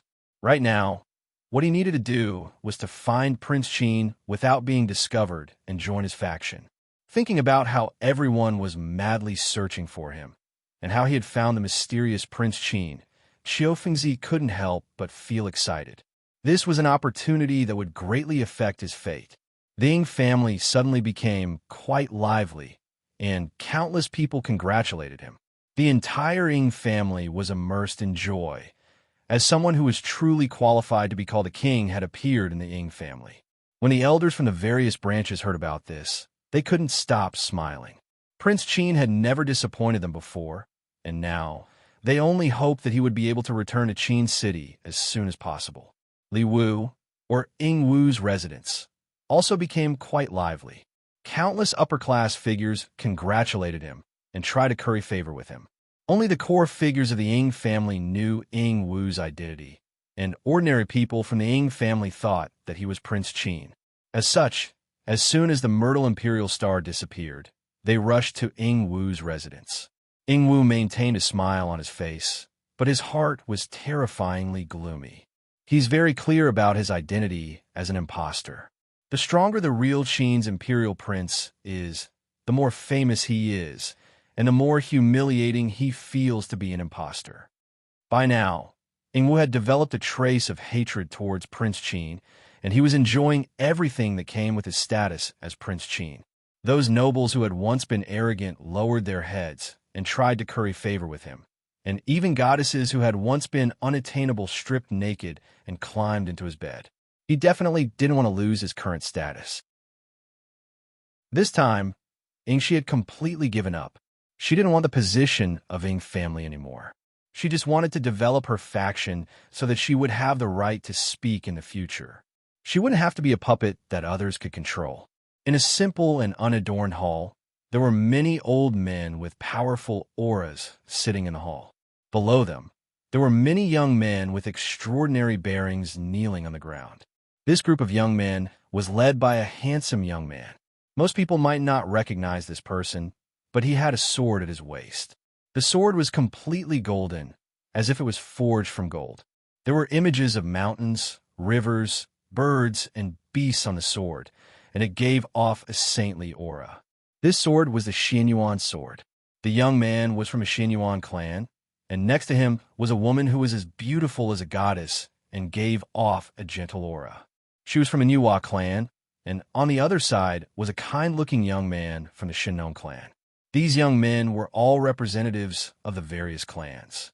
Now that the world is about to fall into chaos and a catastrophe is about to descend, you must properly develop a new world. An old man sitting at the center, giving off a dignified aura, said loudly as he looked at the young men below. We will definitely not let down the clan elders' expectations.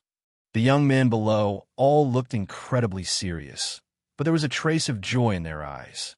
They had been waiting for this day for a long time, and they could finally go out and explore a new world. The old man gave a few more instructions, and the young men below all listened. In the end, the old man said seriously, "You must treat this person with caution." Hearing this, the young men's expressions were all different. Some were serious, and some were condescending and disdainful.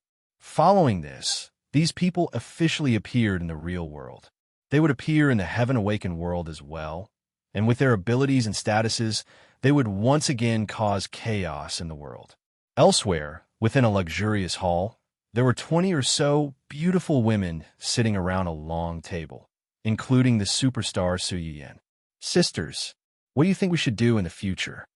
At the head of the table, a beautiful woman who looked to be in her 30s and gave off a mature aura smiled as she asked. The other women all expressed different opinions.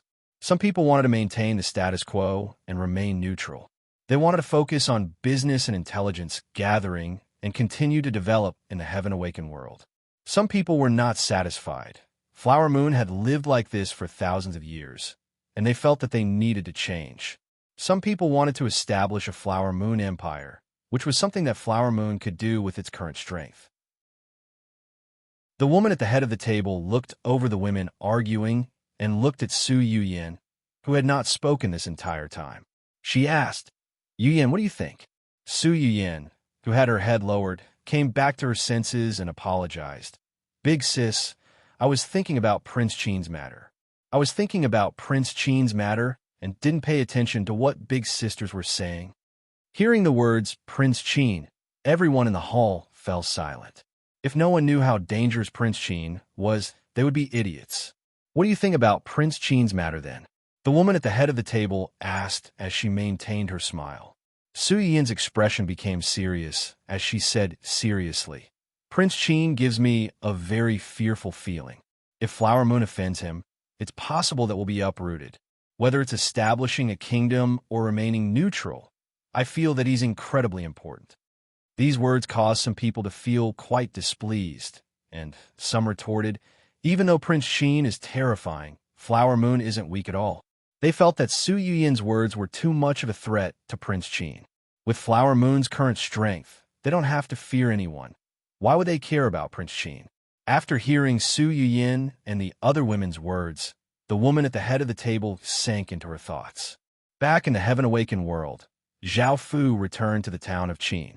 He looked at the center of the town and saw that there was a 1-meter-tall, square, black, and blood-red stone stele engraved with images of countless corpses and giving off a dense, bloody aura.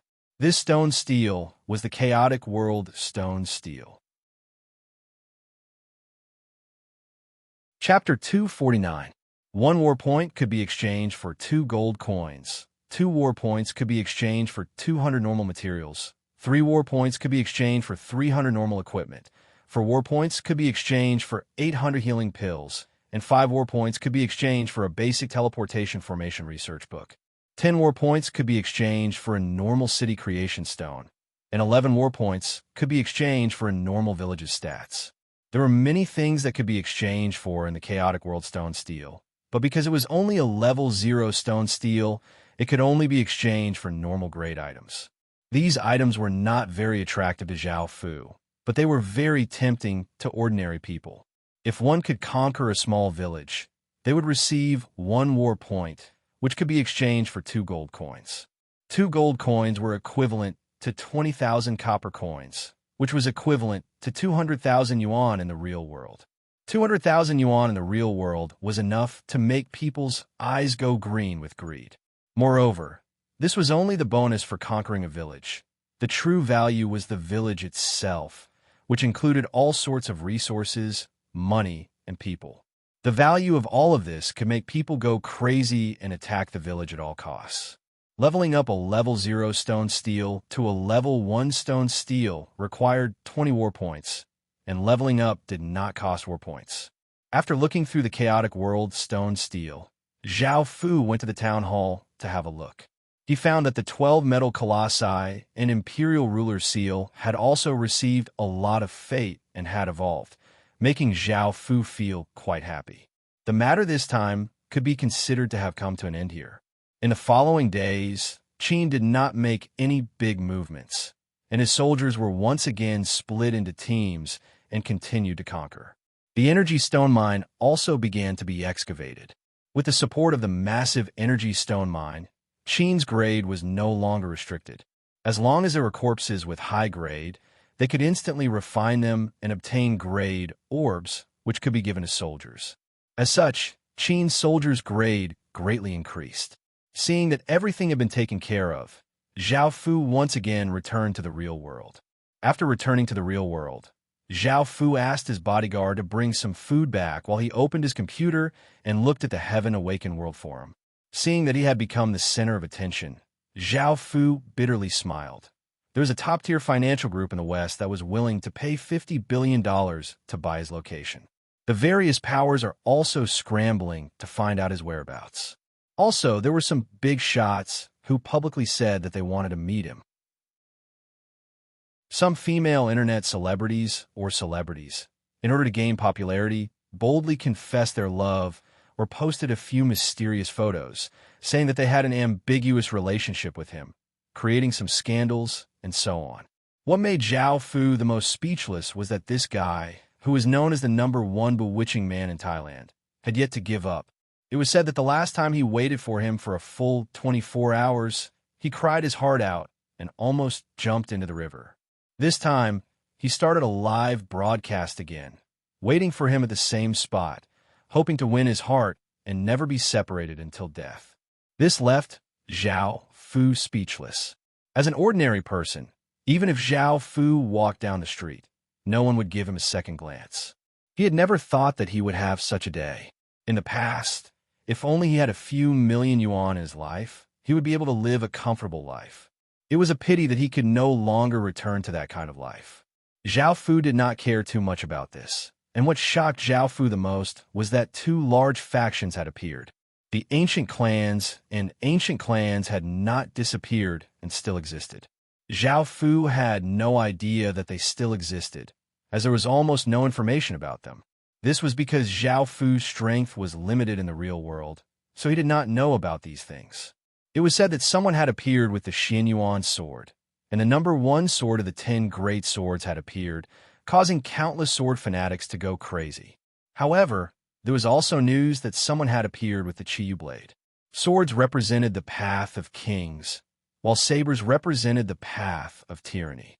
Since ancient times, there had been battles between swords and sabers, which was the clash between the path of kings and the path of tyranny.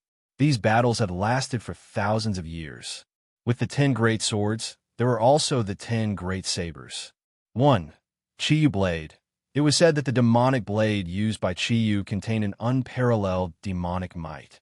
It was forged from a demonic object from beyond the heavens, and it could rival the Xianyuan sword. 2. Ming Hong blade. It was said that when a yellow emperor Xianyuan forged the Xianyuan sword, some of the leftover materials automatically turned into a blade. The blade intent was too powerful, and it devoured its owner. The yellow emperor wanted to destroy it, but the blade turned into a red magpie and disappeared into the sky. It was said that it was wielded by a mysterious figure from the demon world. 3. Dragon tooth. One of the 3 great ancient evil weapons. The creator of the blade is unknown, and it was said that the materials used to forge it were all venomous, cursed, and contained the soul of a demonic dragon. Towards the end of the Xia dynasty, it was destroyed by the Xianyuan sword, and its fragments were suppressed. 4. Tiger wing, one of the 3 great ancient evil weapons. The creator of the blade is unknown, and it was said that the materials used to forge it were all venomous, cursed, and contained the soul of a ferocious tiger. Towards the end of the Xia dynasty, it was destroyed by the Xianyuan sword, and its fragments were suppressed. 5. Dog deity, one of the 3 great ancient evil weapons. The creator of the blade is unknown, and it was said that the materials used to forge it were all venomous, cursed, and contained the soul of a ferocious dog. Towards the end of the Xia dynasty, it was destroyed by the Xianyuan sword, and its fragments were obtained by evil people who used the essence and blood of 1,000 people to recreate the dog deity. 6. Great Xia Dragon Sparrow, a massive bronze blade created by Emperor Ji of the Xia dynasty. There was an ancient snake totem on the blade, and it was incredibly beautiful. 7. Green Dragon Crescent Blade, a blade that existed in novels. It was wielded by the martial Saint Guan Yu, and it was incredibly powerful and invincible. The real blade only appeared in the Song dynasty. 8. Marquis of Xinting. During the end of the Eastern Han dynasty, when the famous General Zhang Fei of the 3 Kingdoms became the Marquis of Xinting, he ordered a blacksmith to forge it from the Scarlet Pearl Mountain Iron. Over the years, it has been influenced by righteous qi, and it can attract righteous qi from the heavens and earth, allowing it to slay evil. 9. Chilling Moonblade. It was originally an item that fell from the sky, and it was reforged by Madame Su of the state of Zhao during the end of the Warring States period. It is shaped like a crescent moon and gives off a chilling aura. After being continuously refined with poison, it has become a poisonous blade that can kill on contact with blood, and Jingke used it to assassinate the Qin dynasty. 10. Kunwa Blade. It was forged from a stone of the Kunwa mountain in the classic of mountains and seas. It is abnormally sharp and can cut through jade like it was mud. Now that the Xianyuan sword had appeared, the Qiyu blade had also appeared. There would definitely be a ferocious battle between the two of them, and Zhao Fu felt quite expectant. He wanted to see these 2 legendary weapons clash. Now that these hidden people had entered the real world, they caused a lot of chaos in the real world. The other faction was Flower Moon. Zhao Fu had been curious as to who had created a heaven-awakened world for him in such a short period of time and attracted so many people to join. Chapter 250. After looking through all of this, the bodyguard came back with some food. It was a bowl of rice and 2 dishes. Zhao Fu didn't want to stay in the real world, so he hurriedly ate and planned to quickly finish eating before returning to the heaven-awakened world. "Mr. Zhao, your grandpa and grandma want to see you," the bodyguard said as he walked in. Grandpa and grandma? Zhao Fu felt quite confused. Grandpa and grandma normally wouldn't come to find him, and they would call him for some small matters. Why did they come directly this time? Is there something urgent? "Let them in," Zhao Fu said before going to wash up. After going to the living room, Zhao Fu looked at the 2 anxious elders and asked caringly, "Grandpa, is there something urgent?" When they saw Zhao Fu walk out, Zhao Fu's grandma and grandpa hurriedly went up and grabbed Zhao Fu's hand. There were tears in their eyes as they pleaded, "Fu heir, this time, you must save your cousin and younger cousin." Hearing this, Zhao Fu felt that something troublesome had happened. However, seeing how anxious they were, he comforted them and said, "Grandpa and Grandma, don't be so anxious. Tell me what happened in detail, and if I have the ability, I'll definitely help." Zhao Fu had the 2 elders sit on the sofa and listen to them explain what had happened. The situation was like this. There were many talented geniuses in large families, and there was no lack of scum. There was a woman from the main branch of the Ying family who had taken a fancy to a woman and wanted to use money to get her. However, because the woman's family background was quite good, she didn't fall for it. The disciples of the direct lineage also tried to woo her a few times, but they were all rejected. In a fit of anger, They ordered people to kidnap her, intending to use force. However, she accidentally escaped, and then she was seen by their hot-blooded cousins. Zhao Fu's two cousins had also learned some martial arts, so they were quite strong. They were able to injure the disciple and the bodyguards who had come to capture them. For a collateral relative to a main branch to dare to attack a main branch member was a major crime in a large family with strict hierarchy. As such, they were captured and most likely had their hands and feet broken. However, if the main branch's disciple wasn't willing to let them off, he might kill them. Fu Er, I heard that she has a good relationship with Big Missing She, and with her status, she'll definitely be able to resolve this matter. The two elders looked hopefully at Zhao Fu with pleading expressions. As for his cousins, Zhao Fu didn't have much feelings for them. He had only met them a few times during meals, but he didn't have much feelings for them. Zhao Fu was unfamiliar with family, friendship, and love, so he was rather cold towards them. If it was an ordinary person, Zhao Fu definitely wouldn't help them. What status did he have in Ing Shi's hands? He was nothing more than a puppet. He didn't have much power to speak, and he was just a minor figure. However, when he saw how worried and teary the two elders were, Zhao Fu sighed and said, "Grandpa, Grandma, you can go back first. Don't worry, I'll take care of this matter." "Really? Fu Er, I'll leave it to you this time." Zhao Fu's words caused the two elders to rejoice. They truly didn't have any other choice, as offending such a major figure could result in their deaths. Zhao Fu gave a slightly bitter smile. After sending off the two elders, Zhao Fu sat on the sofa and thought about something. In actuality, his relationship with Ing Shi was just that of a chess piece. If it wasn't for Wu Qingyang, he would have been nothing more than a chess piece to her. He could have been sacrificed at any time, and without her protection, he would have been killed by the Li family long ago. This was a consensual relationship. Because of Wu Qingyang, she had completely given herself to Wu Qingyang and did not care too much about herself. As such, Zhao Fu had never seen her again, so it would be quite difficult to ask her to do things for him. Zhao Fu thought about it and sighed before taking out his phone and dialing a number. Following this, Zhao Fu took a car to a villa and followed a maid to a luxurious room. Wu Qingyang was wearing a long silk nightgown, and her long hair draped over her shoulders. She looked as if she had just woken up from bed, and her hair was a bit messy. However, her face no longer had the confidence and vitality from before, and there was even a trace of domineering air about her. Zhao Fu rarely saw Wu Qingyang like this, and he asked in concern, "Qingyang, what is it?" Wu Qingyang forced a smile and shook her head as she asked, "What did you come to find me for?" Zhao Fu felt quite embarrassed, and he told Wu Qingyang about his two cousins. Normally, if it was something that Zhao Fu could do, he wouldn't ask for help from others. However, this was something that Zhao Fu didn't have the ability to do, as he couldn't even guarantee his own safety in the real world. Wu Qingyang lightly laughed as she said, "Look at how awkward you look. It's because of this matter, and it's quite simple. I'll talk to Lil Shi about it." "Thank you very much," Zhao Fu said gratefully as he let out a sigh of relief. Wu Qingyang smiled as she looked at Zhao Fu with her beautiful eyes. "How will you repay me? I've never heard any news about you while I'm in the Forest of Horrors." "Zhao Fu."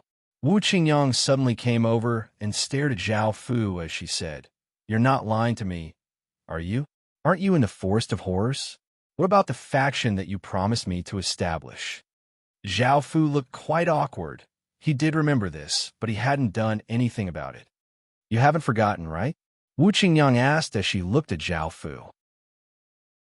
Zhao Fu shook his head, indicating that he hadn't forgotten, but he didn't admit that he hadn't done anything about it. Wu Qingyang lightly harumphed and sat back down on the sofa, feeling quite angry as she said, "Now that the Myrtle Imperial Star has descended, the world will descend into chaos. I don't understand what you're thinking. If you don't establish your faction now, it'll be too late in the future. This is especially so because of that Prince Qin in the north." Hearing her words, Zhao Fu thought back to the downcast expression on her face and asked, was it because of Great Qin's legatee? Wu Qingyang lightly nodded and sighed as she said, "Who else could it be? With him around, I can only see darkness in front of me without a trace of light. Qin is simply too powerful, and not only has he always been in the lead, but he's also awakened the Myrtle Imperial Star. We can't keep up with him anymore." Zhao Fu felt quite amused, so she was like that because of him. However, on the surface, he comforted her as he said, "Awakening the Myrtle Imperial Star isn't that big of a deal. I'm sure that you'll be able to awaken it as well." Wu Qingyang rolled her eyes at Zhao Fu and said, "How dare you say that? Do you think that the Myrtle Imperial Star is a cabbage that can be easily awakened? It's the proof of an emperor." Zhao Fu looked at her with trust. "But I still think that you will awaken too." Facing Zhao Fu's gaze, Wu Qingyang's heart warmed, and a trace of joy appeared on her face. She no longer looked as depressed as before, and her confident and domineering aura returned as she stretched out her hand. The maid beside her handed over a phone, and Wu Qingyang said a few words. Chapter 251. Zhao Fu lightly nodded, indicating that he understood and promised that he would establish a faction as soon as possible. He then sat in Wu Qingyang's private car and arrived in front of a large house. At this moment, there were 4 people standing in front, 3 men and 1 woman. Behind them stood a few bodyguards wearing black suits and sunglasses. After getting out of the car, Zhao Fu first looked at the 2 men on the left. One was 22 years old, slightly older than Zhao Fu, and the other was 20 years old, with a childish look on his face. They were Zhao Fu's cousins, Zhao Hong and Zhao Jun. Their faces were bruised, as if they had been beaten a few times. However, it didn't seem like much, and they were all superficial wounds. Standing next to them were a man and a woman. The man looked noble, and the woman's appearance was also top-notch. As soon as Zhao Fu got out of the car, the noble young man smiled apologetically and said, "I'm sorry, I'm that bastard's older brother. My name is Ying, and it's my younger brother who's ignorant and incompetent. I've already taught him a good lesson, and this is my apology for offending you. Please forgive me." After Ying finished speaking, he called for someone to bring over a suitcase, which was filled with money. There was at least 2 million yuan inside, and even though the value of money was depreciating too quickly, it definitely wouldn't depreciate to the point where 100 yuan was equal to 1 yuan.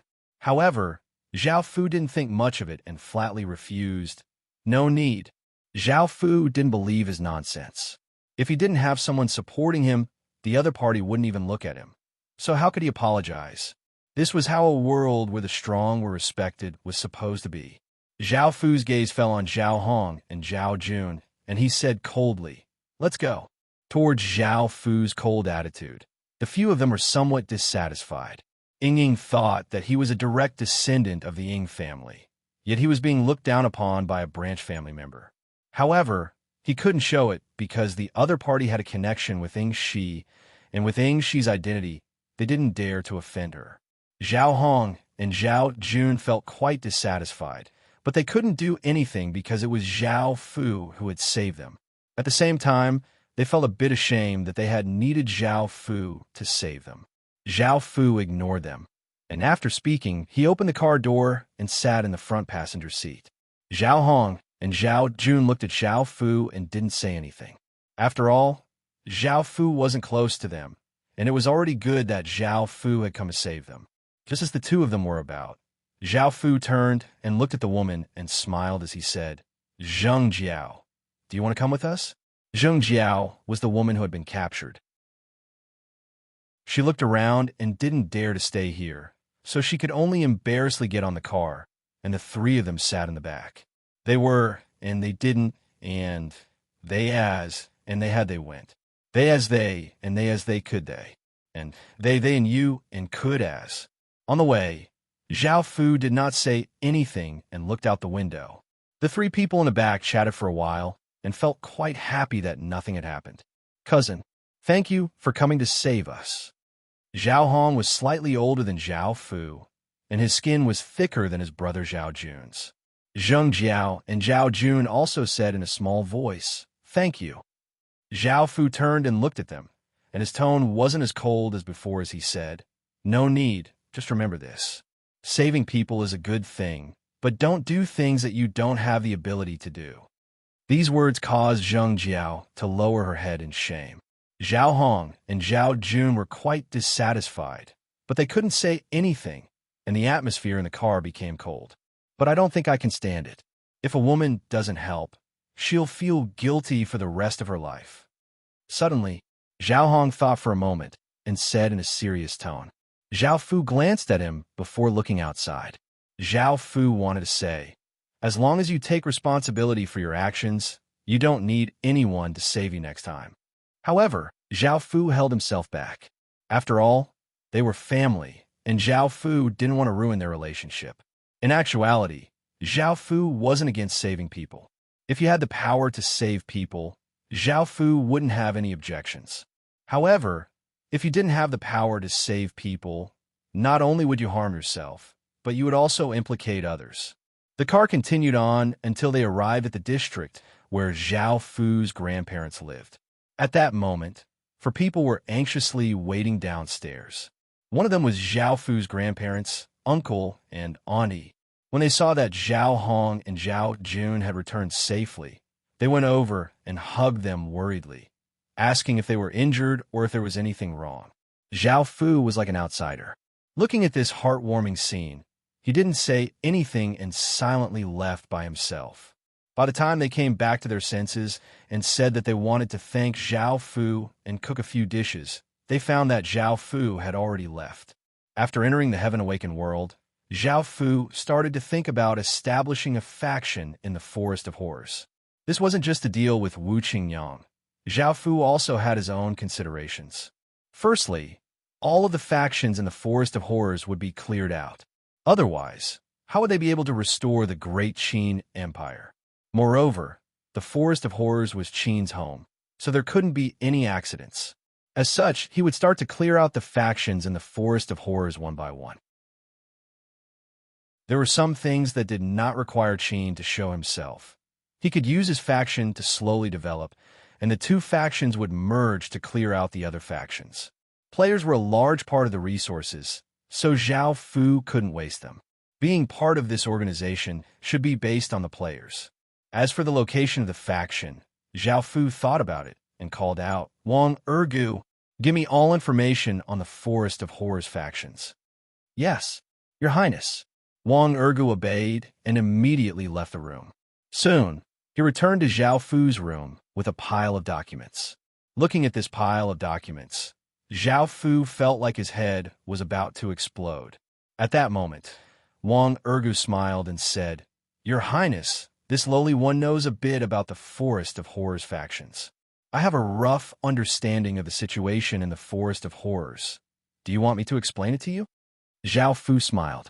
There was so much information that he couldn't read in a short time, so he decided to listen to Wang Ergu. After hearing Zhao Fu's permission, Wang Ergu felt quite excited and organized his thoughts before saying, "Your Highness, right now, apart from the system factions, there are 3 factions that are far ahead of everyone else in the Forest of Horrors, and they're much stronger than most factions. These 3 factions were the Zhou family, Jiang family, and Soldier Alliance. Within Holy Light City, the Zhou family and Jiang family's competition was the most intense. The Holy Light group was suppressed by these 2 families, so its development was quite slow. Soldier Forest's Zhang family and Chao family were at a disadvantage against Soldier Alliance's development. Finally, Devil Tree City's Yin family and Hua family's development was average. However, the number 1 player faction in Devil Tree City, the Devil Tree Gang, had split into 2 factions because of the conflict between the big brother and second brother. Now, they were fighting each other, and their faction was no longer the number 1 player faction. Chapter 252. The Assassin Souls members were mostly assassins, and their leader had obtained an assassin profession change stone steel that could allow a large number of assassins to become assassins. The Assassin Souls profession was E grade, and it was quite a good profession. As such, the Assassin Souls faction had developed quite quickly. The Brotherhood group was mostly made up of soldiers, and they also took in some elites. They were the main force of the military in the Forest of Horrors, and they could represent the Forest of Horrors military. The Flying Sparrow sect was related to sects, and it was said that there was a sect in the real world. Everyone in that sect was quite strong, but it was quite difficult to enter. The Assassin Soul and the Flying Sparrow sect were in Demon Tree City. Demon Tree City did not have any powerful factions, so it was suitable for smaller factions to develop.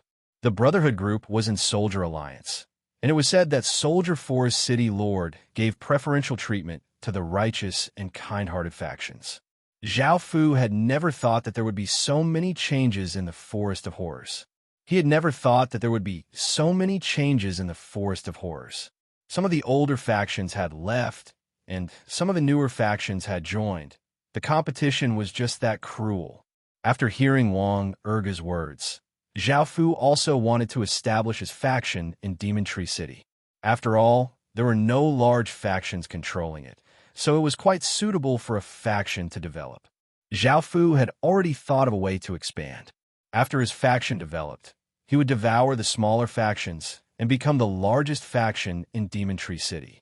After making this decision, Zhao Fu took Wang Ergu to Demon Tree City. Zhao Fu's impression of Demon Tree City was quite chaotic. Back then, the Demon Tree gang had been there.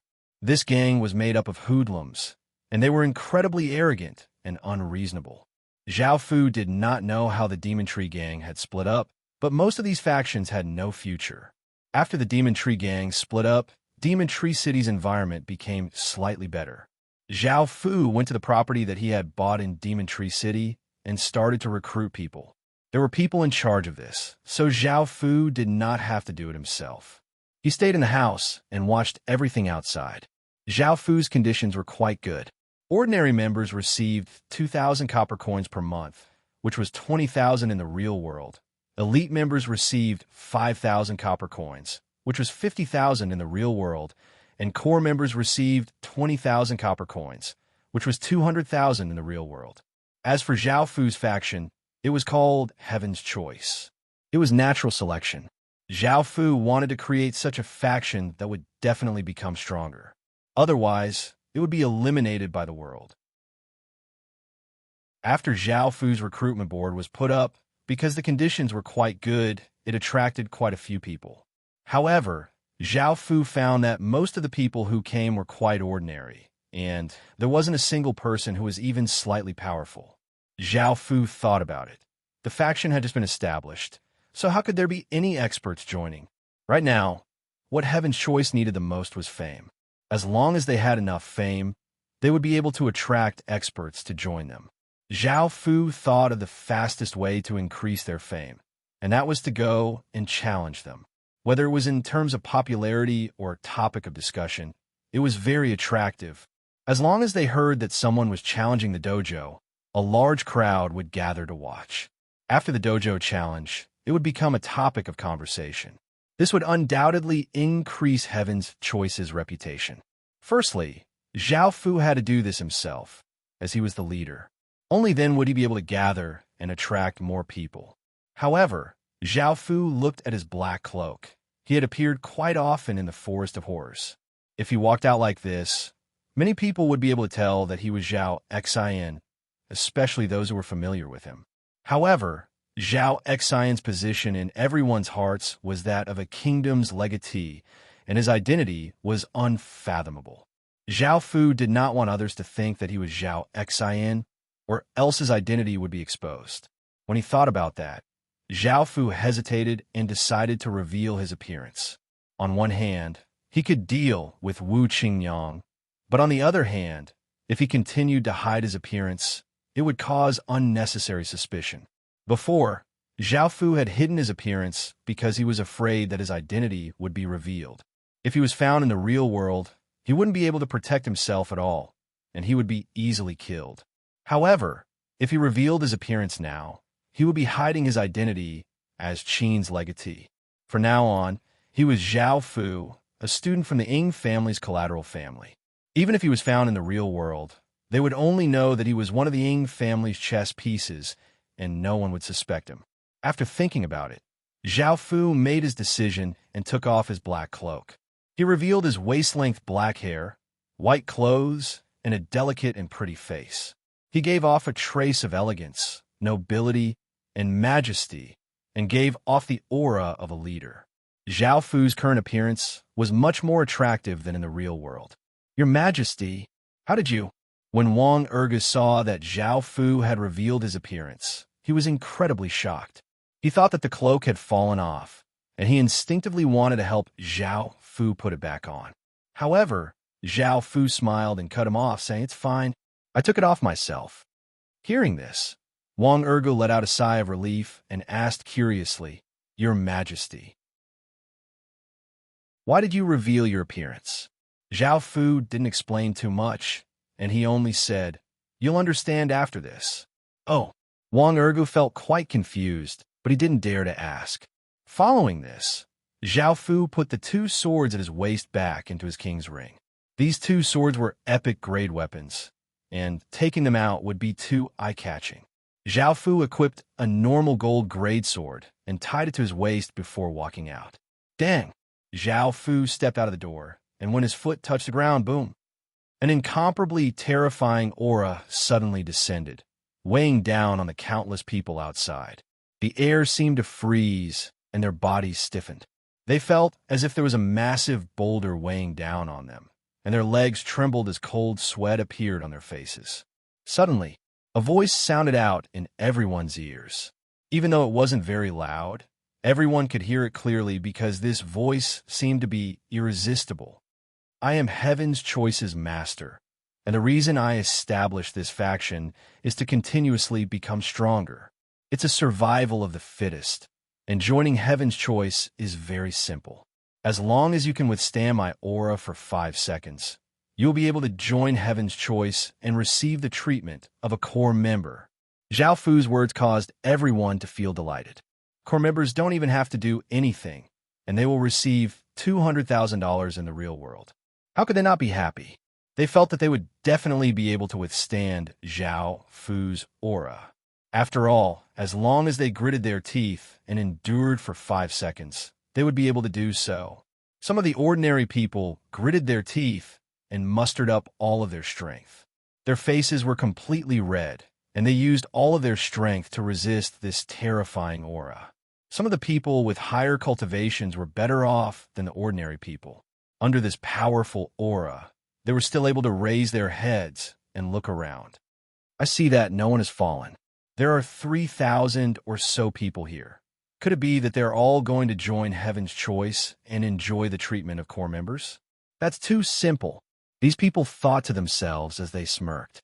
Before, this person said that as long as they could withstand for 5 seconds, they would all be accepted into Heaven's Choice. Now that there are so many people, isn't this a bit too much of a slap to his face? Chapter 253. Boom! An aura that was more than twice as terrifying as before descended, as if it was solid. The dust in the surroundings was blown into the air, and this aura heavily pressed down on them.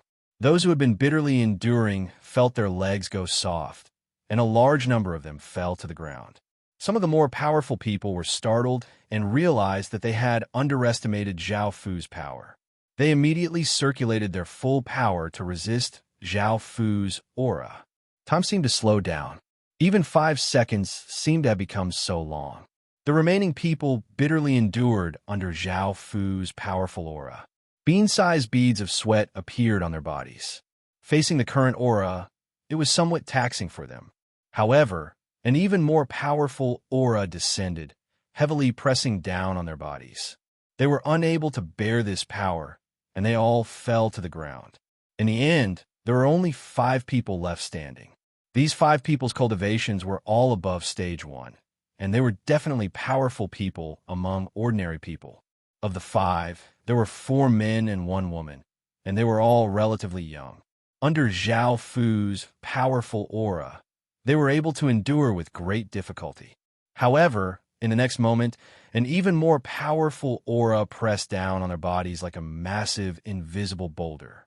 In the end, the 5 of them collapsed to the ground, their bodies covered in sweat. "It's useless. You can't even take a third of my power." A cold snort rang out in everyone's ears. This caused everyone to feel quite embarrassed and bitter. They no longer had the pride and confidence they had before. Who would have thought that the leader of the Heaven's Choice faction would be so powerful? "We can't even withstand a third of his power. How embarrassing." Zhao Fu retracted his aura, and the others climbed up from the ground dejectedly. They planned to leave, not wanting to continue embarrassing themselves here. However, at that moment, Zhao Fu calmly said, "I'm willing to accept the people from the second and third batches. Are you willing to join Heaven's Choice?" These words caused all of the dispirited people to feel delighted. To have such a powerful leader and such good treatment, it was evident that Heaven's Choice was a faction with great prospects, so they were willing to join. This time, Heaven's Choice had recruited 145 people. The 5 people who had died in the third batch were given the treatment of core members by Zhao Fu. Let them register their identities.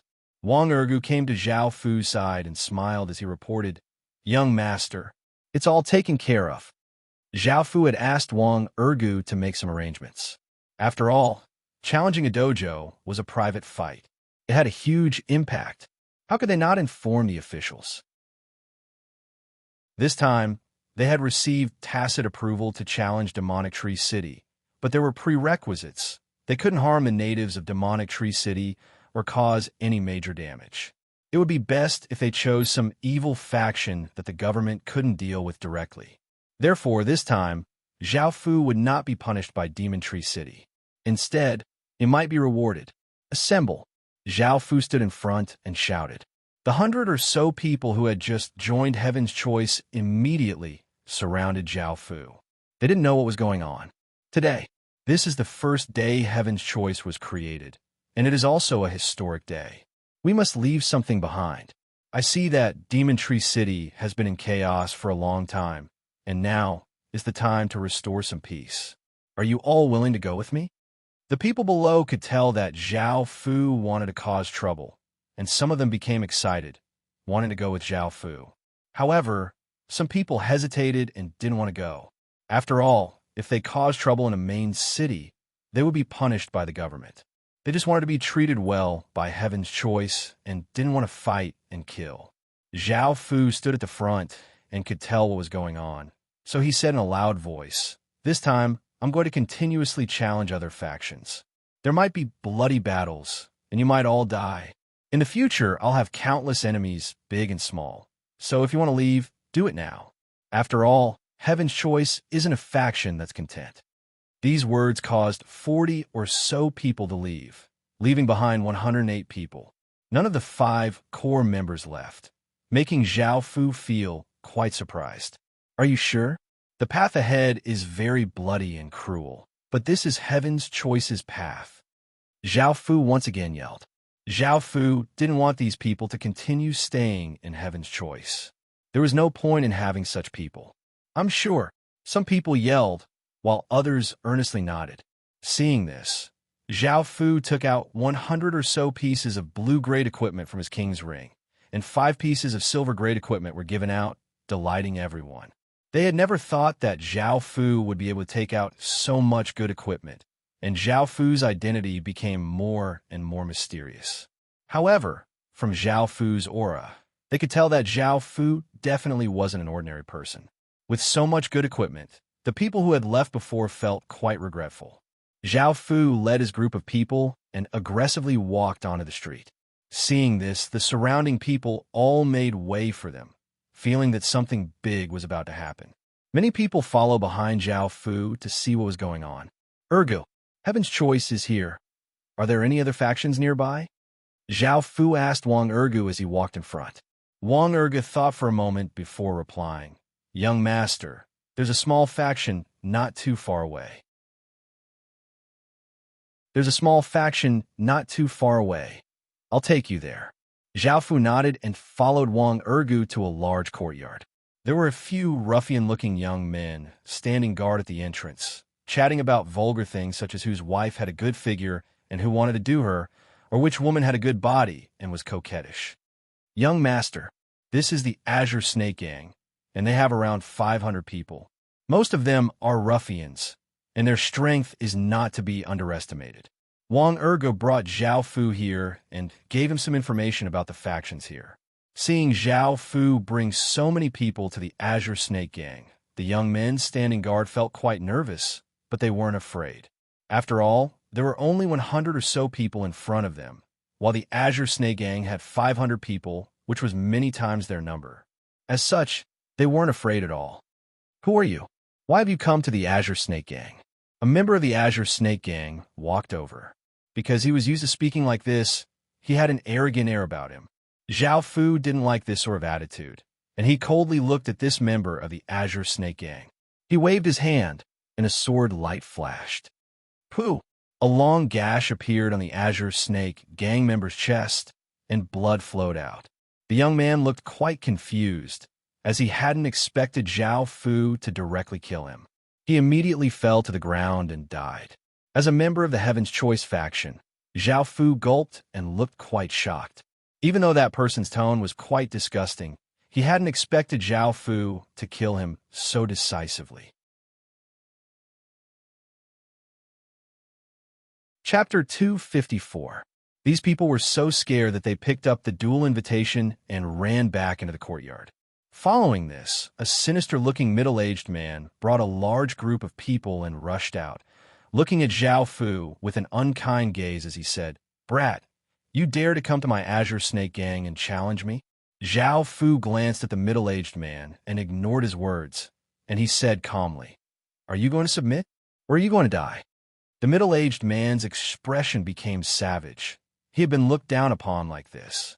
He drew his sword and stabbed towards Zhao Fu's throat without saying anything. The middle-aged man's speed was as fast as lightning, and it was completely unexpected. Before most of the people could react, the middle-aged man's sword was about to stab into Zhao Fu's throat. The people watching thought to themselves that he was so despicable, attacking so suddenly. However, Zhao Fu just stood there, not moving at all as he looked at the incoming middle-aged man. Facing Zhao Fu's gaze, the sinister-looking man felt a chill in his heart. He felt that Zhao Fu's gaze did not treat him as a living person at all. The sinister-looking man hardened his heart and once again stabbed towards Zhao Fu's throat. However, the sinister-looking man suddenly saw Zhao Fu move. Zhao Fu slowly stretched out his hand and easily caught the sword with 2 fingers. The sinister-looking man was given a big fright and quickly pulled his sword back. Shing! Zhao Fu bent his fingers, breaking the sinister-looking man's sword in half. He then caught the tip of the sword and slashed forwards, sending out a cold light. Pooh! The sinister-looking man's throat was slashed open, causing blood to spurt out. The sinister-looking man clutched his throat in disbelief. How could Zhao Fu be so powerful? Even though he was quite unwilling, he still slowly fell to the ground and died. All of this had happened in an incredibly short amount of time, in just a few seconds.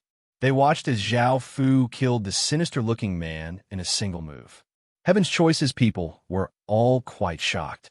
This sinister-looking man's cultivation was a bit higher than Zhao Fu's 5 core members, but he couldn't resist at all in front of Zhao Fu. This caused those 5 core members to feel quite startled. If Zhao Fu killed them, he would be able to do so effortlessly. The surrounding people also widened their eyes at the scene in front of them. To be the boss of a faction, one must have some strength. They didn't expect the leader of the Green Snake Gang to be killed so easily. Avenge boss! At this moment, the Azure Snake Gang reacted. They raised their weapons and roared as they charged over. A cold light shot out of Zhao Fu's eyes as he sent his king's power into the tip of the sword, causing it to shine with a black light. Zhao Fu heavily slashed out, and the air seemed to be sliced apart as a 5-meter-long arc of light appeared. Pooh! Puff! Puff! This sharp arc of light instantly split 10 or so people's bodies in half, causing blood and organs to flow out, making the scene incredibly bloody. Zhao Fu released a massive aura, suppressing the entire scene. His sharp gaze fell on the Azure Snake Gang's people as he coldly yelled, "This place will be taken over by Heaven's Choice. Scram!" Under this massive aura and seeing how powerful Zhao Fu was, how could the Azure Snake gang dare to resist? They didn't want to die, and they immediately scattered like frightened birds. Heaven's Choice's people felt incredibly excited as they looked at how powerful and domineering their leader was. News of the Azure Snake Gang's destruction quickly spread, and most factions heard about this. However, they didn't pay much attention to it, as a small faction like the Azure Snake Gang wasn't even worth mentioning. After leaving 50 or so people to take care of this place, Zhao Fu continued to lead his people. If he wanted to become the #1 faction in Demon Tree City, he needed to have an extremely high reputation. As such, Zhao Fu didn't keep a low profile, and he instead kept a high profile. Even though this didn't fit with Zhao Fu's personality, if he didn't do this, he wouldn't be able to increase Heaven's Choice's reputation. Zhao Fu had high hopes for the faction that he had personally created. Even in the future Heaven Awakened world, he wanted it to become a top-tier faction. Ergu, are there any other factions around here? Zhao Fu asked Wang Ergu as he led his people ahead. Heaven's Choice's people behind him looked incredibly excited. Wang Ergu happily smiled and obediently brought Zhao Fu to a courtyard. Young master, this is the 100 Thief Society's territory, and most of the people here are petty thieves. They usually don't show themselves, and there are 400 or so of them. They're a bit weaker than the Azure Snake Gang. After hearing Wang Ergu's explanation, Zhao Fu strode forwards. There were also people standing guard outside, but because of their professions, they were quite cautious. Seeing that Zhao Fu had brought so many people, they nervously asked, "Why have you come to the 100 Thief Society? Just leave this to your leader." Zhao Fu didn't kill anyone this time, and he only handed the dual invitation to the guards. The Azure Snake Gang's people had died because of their tone. The guards took the invitation and warily looked at Zhao Fu before running back into the courtyard.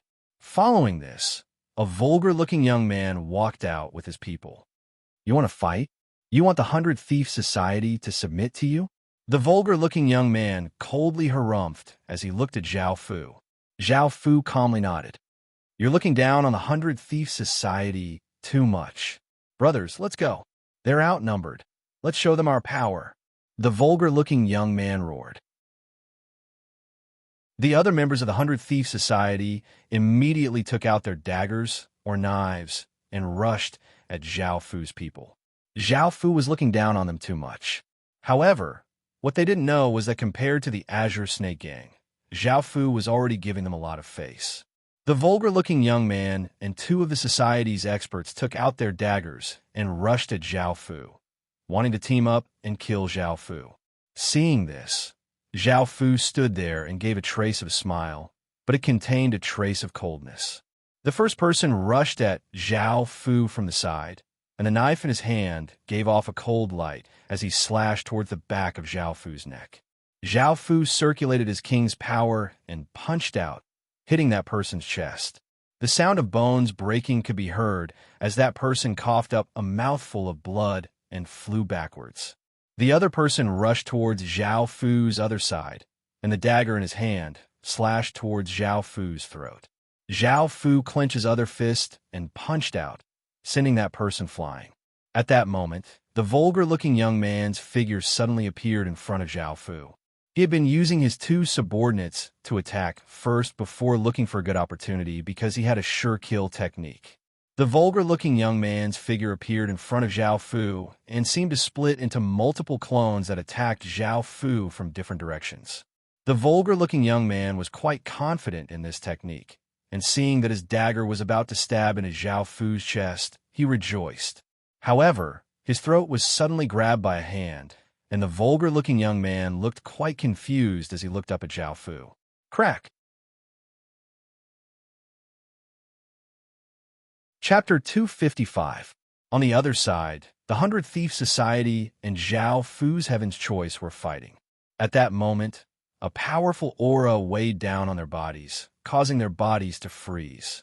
They slowly turned their heads and saw that the incredibly terrifying person had casually tossed their boss's corpse aside like it was trash. The entire scene was incredibly silent, and the sound of the corpse landing on the ground could be heard clearly. Seeing that cold gaze land on them, their hearts felt a chill. "I'll give you 3 seconds to leave." Hearing Zhao Fu's cold words, the 100 Thief Society's people were so scared that they immediately ran for their lives. However, there were 2 people who seemed to be on good terms with the 100 Thief Society's leader, and they loudly yelled as they rushed over to take revenge. Zhao Fu stood where he was and coldly watched as they rushed over. He waved his finger, sending out a sword light that cut off their heads. Heaven's Choice's people looked at Zhao Fu with gazes of worship, feeling incredibly excited to have such a powerful leader.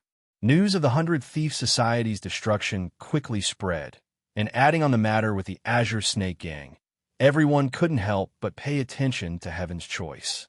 Zhao Fu felt that there was no point in bringing more people, so he left the remaining 50 or so people here.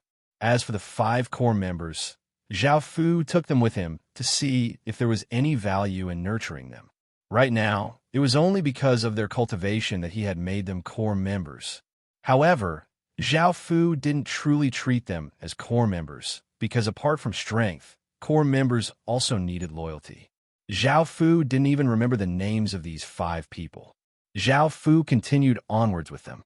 "Ergu, are there any other factions nearby?" Hearing Zhao Fu's words, Wang Ergu hurriedly nodded and brought Zhao Fu to a wooden building.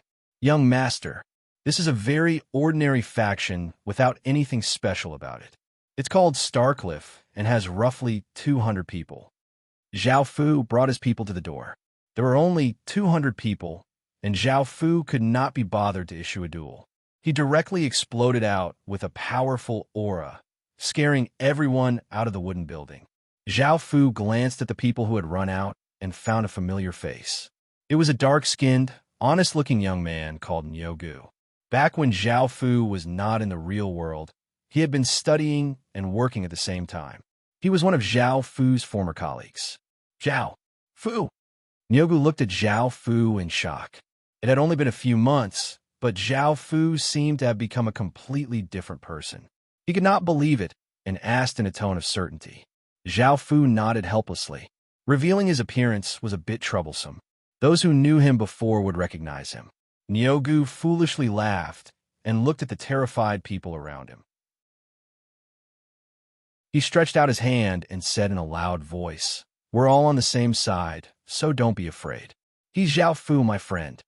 Zhao Fu withdrew his aura, and Nyogu walked up and passionately put his hand on Zhao Fu's shoulder. "Zhao Fu, it's been a long time since I've seen you. You've been doing quite well. When I saw you go back to work, I thought you had disappeared."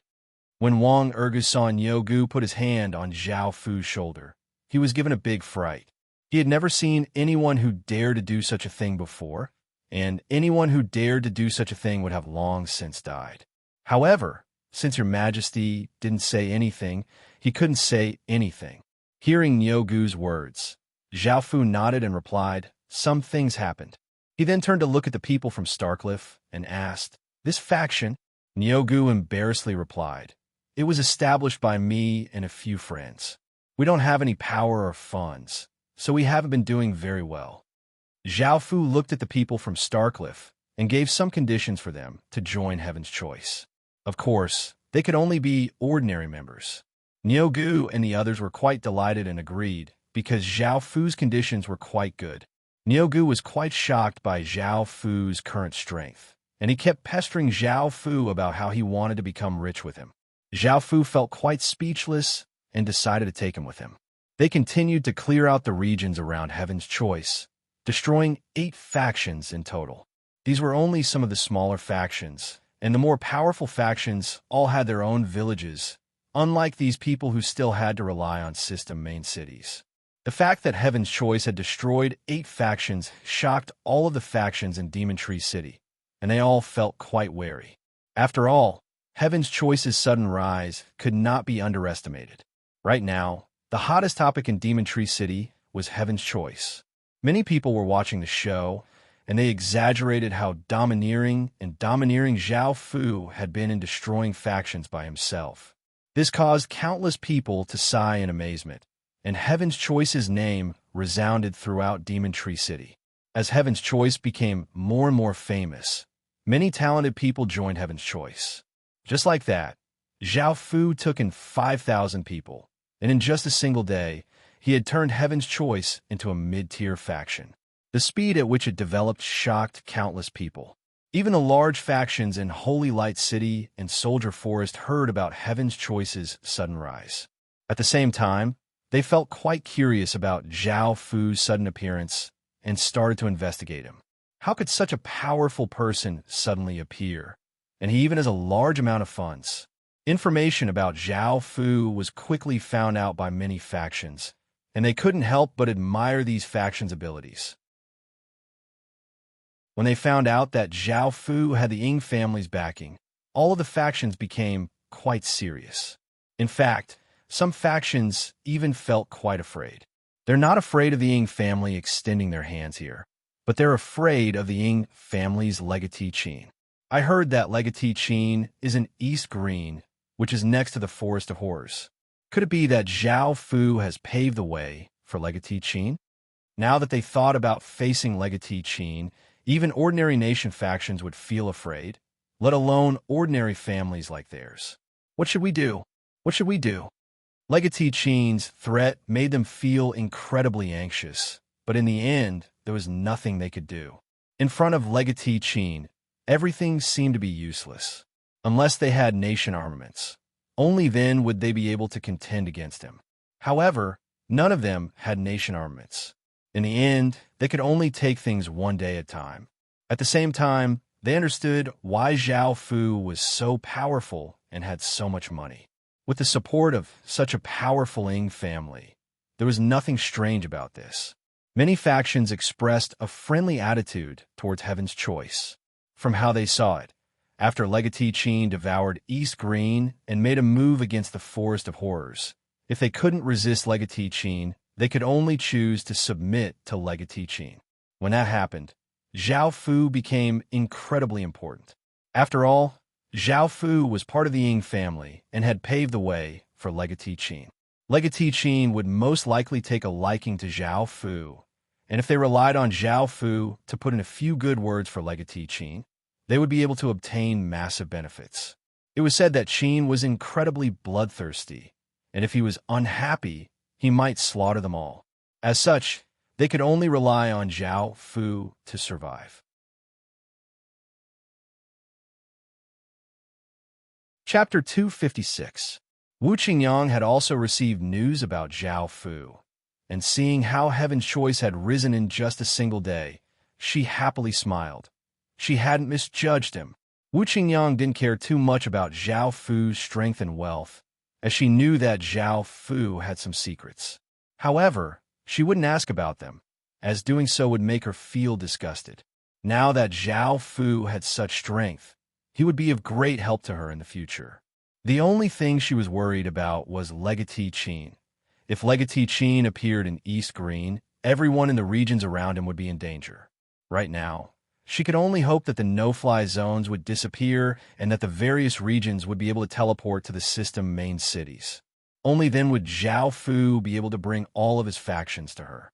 Only then would he truly be able to help her restore later Zhou. Wu Qingyang's desire to deal with Zhao Fu became stronger and stronger, and she wanted to grasp him in her hands. "Your Majesty, there's something I need you to take care of." At this moment, a somewhat thin young man with a pair of eyes filled with intelligence walked in, bowed, and reported to the old man. He was Di Renjia. Within Great Tangsley residence, the old man's expression darkened as he listened to the butler talk about Zhao Fu. He coldly harumphed as he said, "I never thought that the Ying family would support him so much. I've underestimated that bastard's abilities. He's quite happy being a dog in the Ying family." The old man could already sense a trace of threat from Zhao Fu, and a cold light appeared in his eyes as he gave off a dense killing intent. Seeing this, the butler bowed and asked, "Sir, should we continue to send people to kill him?" The old man really wanted to kill Zhao Fu, but after thinking about it, he said, "Don't do anything for now. Right now, legatee Qin's power is too great, and we can't do anything to offend the Ying family. Collect information on him, but if there's a good opportunity, Kill him. The butler nodded and left the room. In another room, Li Ziqing sat on a chair and looked at the report on Zhao Fu that his subordinates had handed him. He lightly laughed, but there was a trace of coldness in his voice as he said, "Since you want to die, don't blame me." Within the Ying residence, Yingxi also found out about Zhao Fu, and a look of shock appeared on her face. Who would have thought that Zhao Fu had hidden himself so deeply? She had truly underestimated him. Back then, when Wu Qingyang had said that she couldn't control him, she hadn't believed her, but now she did. It was a pity that she had given him to Wu Qingyang, or else he would have been a great help to her. Back at Zhao Fu's side, Zhao Fu had established Heaven's Choice and expanded its members to 5,000 or so. After that, he had entered a period of consolidation. In other words, he had developed too quickly and his foundation was not stable. What he needed to do now was to consolidate Heaven's Choice's foundation before he could continue to develop. Zhao Fu looked at the 7 people before him. First, there were the 5 core members that Zhao Fu had recruited. After a few battles, Zhao Fu found that they were not bad, and he planned to nurture them. Of the 4 men, the bright-looking one was Bai Yang, the gloomy-looking one was Qin Kongming, the savage-looking one was Guoshan, and the clean-looking one was Cheng Chunqi. The last woman was called Wei Xia. She looked quite ordinary and had the boorish and heroic air of a northeastern-looking woman. The remaining 2 were Niu Gu and a fox-looking woman called Xiao Yaya. She was the leader of a small faction, and she had come to find Zhao Fu without any conditions to join Heaven's Choice. Zhao Fu thought about it and agreed to let them join. Of course, Zhao Fu didn't completely trust everyone here, nor did he trust the current members of Heaven's Choice. As such, he needed some time to understand them and form a true faction. Let me tell you something. The real world is no longer safe, and the Heaven Awakened world will definitely devour the real world. Even though I don't know when it will happen, you should all be prepared, Zhao Fu said seriously as he looked at them.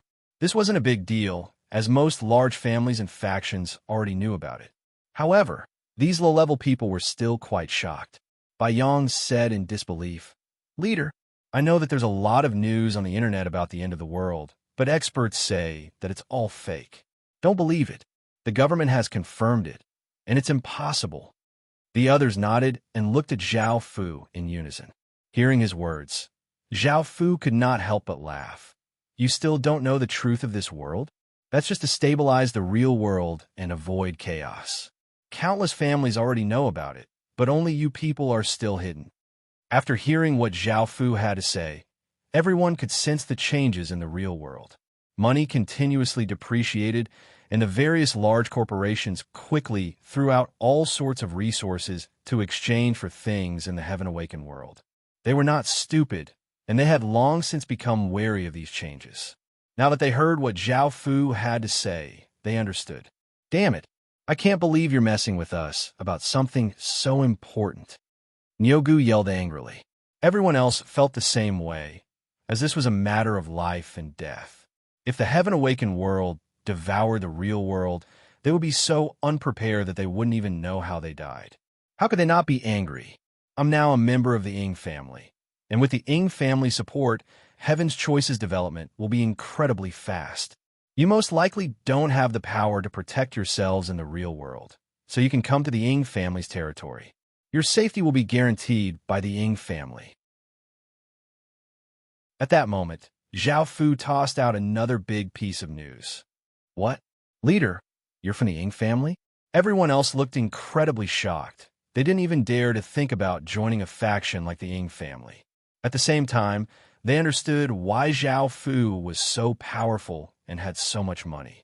No wonder he had been so mysterious. He was from the Ying family. "Leader, have you seen Legatee Qin before?" Wei Xia suddenly asked excitedly, and everyone else looked at Zhao Fu curiously. Legatee Qin was a famous name in the world, and there was no one who didn't know him. There was no one who wouldn't be curious about him.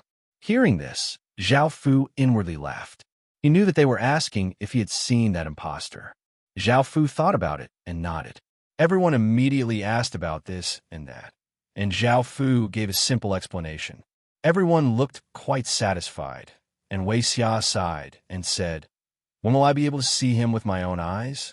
He's the man of my dreams. This caused everyone to look at Wei Xia in shock, but Wei Xia didn't mind and said, "What are you looking at? What woman wouldn't like such a domineering and powerful man?" After hearing this, Zhao Fu bitterly smiled and shook his head. He then asked them if they were willing to move to the Ying family's territory. All of them replied in unison that they were willing to receive the protection of the Ying family.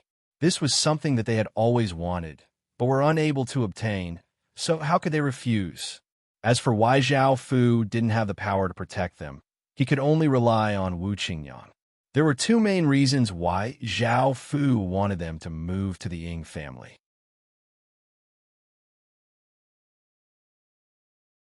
Chapter 257.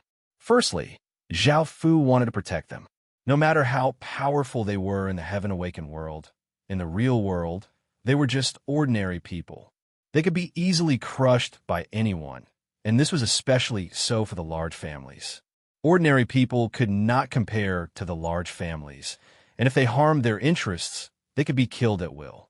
This was indeed quite unfair, but it could not be changed. After all, the weak were prey to the strong, and there was no such thing as fairness. Right now, the large families ruled the world.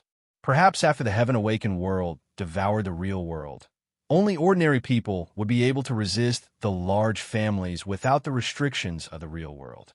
On the other hand, Zhao Fu wanted to control them. If they dared to betray him, he would be able to kill them. After a few lessons, it was very difficult for Zhao Fu to trust others. After dealing with Heaven's choice, Zhao Fu once again returned to Qin City. Today was the day that he had agreed to trade people with the Orc City. This was already the fourth time, and the previous 3 times, Zhao Fu had used equipment and medicinal pills to trade for 3,000 or so people. Each time, Gunador would give Zhao Fu some giant wolves, which Zhao Fu gave to his orcs. They found that some of the giant wolves could be controlled, while others could be dangerous. Zhao Fu killed all of the giant wolves that were dangerous. After all, Zhao Fu had the Black Forest horses, so he did not lack mounts. He had also used the horse Jade Soul that he had obtained from the region of Bones, and now, all of his horses' stats were around stage 0 to 6. However, the giant wolves had their benefits. They could be used as mounts or as battle beasts, using their sharp teeth to tear enemies apart. This time, Zhao Fu once again used the teleportation channel to go to the Orc City. The orcs guarding the city gates were quite familiar with Zhao Fu, and they were quite happy that Zhao Fu had brought them so many benefits. Zhao Fu had won their respect, and they no longer looked down on him. "Guest, you've come again. I'll take you to the Vice Lord now." One of the orc guards laughed as he said loudly, "You're here again." Zhao Fu smiled as he took out a bottle of little spirit pills and handed it over. The Beastman guard accepted it and put it in his pocket before bringing Zhao Fu to a large tent. However, what surprised Zhao Fu was that Gunador was already talking to someone else. This person was also wearing a cloak, so he couldn't see his appearance. However, from his voice, Zhao Fu could tell that he was familiar with this person. Zhao Fu thought about it and realized that this person was Zhou Ming from the Zhou family. Why is he here? Looks like I'm not the only one who wants to work with the Beastmen. The Zhou family has the support of the Great Ming Dynasty, so they have the capital to come here. At this moment, Gunador noticed Zhao Fu standing at the entrance of the tent, and he smiled as he said, "Guest, is it because my khaki city isn't a good host? Why are you standing at the entrance?" Zhao Fu found an excuse and said apologetically, "I saw that the Vice Lord was discussing something with someone, so I didn't want to disturb the two of you, so I waited at the entrance." Hearing this voice, Zhou Ming turned and immediately recognized Zhao Fu. Zhou Ming felt quite shocked. "I never thought that I would meet Zhao Fu here." From the tone of the orcs' conversation, it seems that they've known each other for a long time, and they seem to be working together. However, Zhao Xian's sudden appearance has completely disrupted his plans. After obtaining the Great Ming Dynasty support, the Zhou family's faction had rapidly developed. However, with the Jiang family as their enemy, the two families had completely fallen out, and they were now intensely competing with each other. Zhou Ming thought about how Jiang Feng had sacrificed his little sister to obtain many benefits from Zhao Fu. Adding on what had happened between Zhao Fu and the Zhou family, Zhou Ming hated Zhao Fu and wanted him to die a horrible death. Now that they had a large amount of resources to support them, it would be very difficult for the Zhou family to obtain any more benefits in Holy Light City. Zhou Ming suddenly thought of the faction that everyone had overlooked, the Orc City. The Orc City wasn't a system main city, and it lacked many things. If they could work together, they would be able to obtain massive benefits, and the Zhou family's power would instantly surpass the Jiang family's. But now this plan was completely disrupted by Zhao Fu. Zhou Ming's eyes were like a venomous snake's as he stared at Zhao Fu and coldly called out, "Zhao Xian." Sensing Zhou Ming's hostility, Zhao Fu narrowed his eyes and couldn't help but snort coldly in his heart. If it wasn't for the fact that it wasn't time yet, Zhao Fu wanted to exterminate the Zhou clan right now. However, on the surface, Zhao Fu said politely, "Young Master Zhou, long time no see." Gunador realized that the two people in front of him knew each other, so he smiled and welcomed Zhao Fu in. When Zhou Ming heard Zhao Fu's words, he turned his head away and ignored him. Zhao Fu ignored Zhou Ming and directly said to Gunador, "Vice Lord, I'm here to trade for people. I'm here to trade for people." When he heard this, Gunador smiled and said, "I'll take you there. We've captured quite a few slaves this time." When Zhou Ming heard this, he was quite shocked. He hadn't expected Zhao Fu to use money to buy people. Did he only have that much money? At that moment, Gunador turned and apologized before asking Zhou Ming to wait for a moment. Of course, Zhou Ming wanted to take a look as well. After all, he lacked people, and perhaps he could buy some from here. He also wanted to test out Zhao Fu's true strength, so he smiled and said, "Vice Lord, I also want to take a look." Gunador didn't mind and was about to agree. However, at that moment, Zhao Fu's voice sounded out, "Vice Lord, this is a secret trade. I don't want others to know how many slaves I've bought and how much money I've spent. All right, let's do this in secret." Since Zhou Ming didn't give him any face, Zhao Fu didn't give him any face either. Gunador looked quite troubled, but when he thought about how Zhao Fu was the person who could benefit the most from this trade, he could only apologize to Zhou Ming. This made Zhou Ming's expression incredibly unsightly. Following this, Gunador brought Zhao Fu to the field. There were roughly 1,700 or so people in the wooden cages, and even though their grades weren't very good, Zhao Fu was quite satisfied with them. At that moment, Zhao Fu took out twice as much equipment and medicinal pills, making Gunador feel quite confused. Zhao Fu said seriously, "Vice Lord, that person has enmity with me, and I don't want him to develop. As such, I don't want the Orc City to cooperate with him. In order to make up for the Orc City's losses, I'm willing to buy slaves at twice the price." Gunador immediately agreed, and Zhao Fu smiled as he started to transport the slaves back to Qin City. A few hours later, Gunador and Zhou Ming smiled as they reached an agreement. That's right. Gunador had immediately turned around and betrayed Zhao Fu, and he had even told Zhou Ming about Zhao Fu's words, telling him to keep his dealings with the Orc City a secret. Zhou Ming felt incredibly delighted as he inwardly thought to himself, "That damned Zhao Xian wants to restrict the Zhou family's development. Who would have thought that the Orc City would be willing to cooperate with me? We need to keep this matter a secret and not let Zhao Xian know." To the orcs, profit was everything. Gunador had never treated Zhao Fu or Zhou Ming as friends because the orc army would definitely trample over their corpses. Chapter 258. Ever since Gunador had given the giant wolf to Zhao Fu had lost all trust in the orcs. However, Zhao Fu had never trusted the orcs, so he had been wary of the giant wolf. Of course, Zhao Fu had also checked all of the slaves that he had bought. Zhao Fu didn't put these people into the army, and they were only responsible for supporting the orcs. He also had people secretly observe them in case they leaked any information about Qin. Zhao Fu knew that Gunador would work with Zhou Ming because apart from equipment, There were other things that the orcs needed, such as food, materials, skills, spices, and potions. The orc city wasn't a system main city, so it wasn't as complete as a system main city. As such, they needed to buy all sorts of things from the system main city.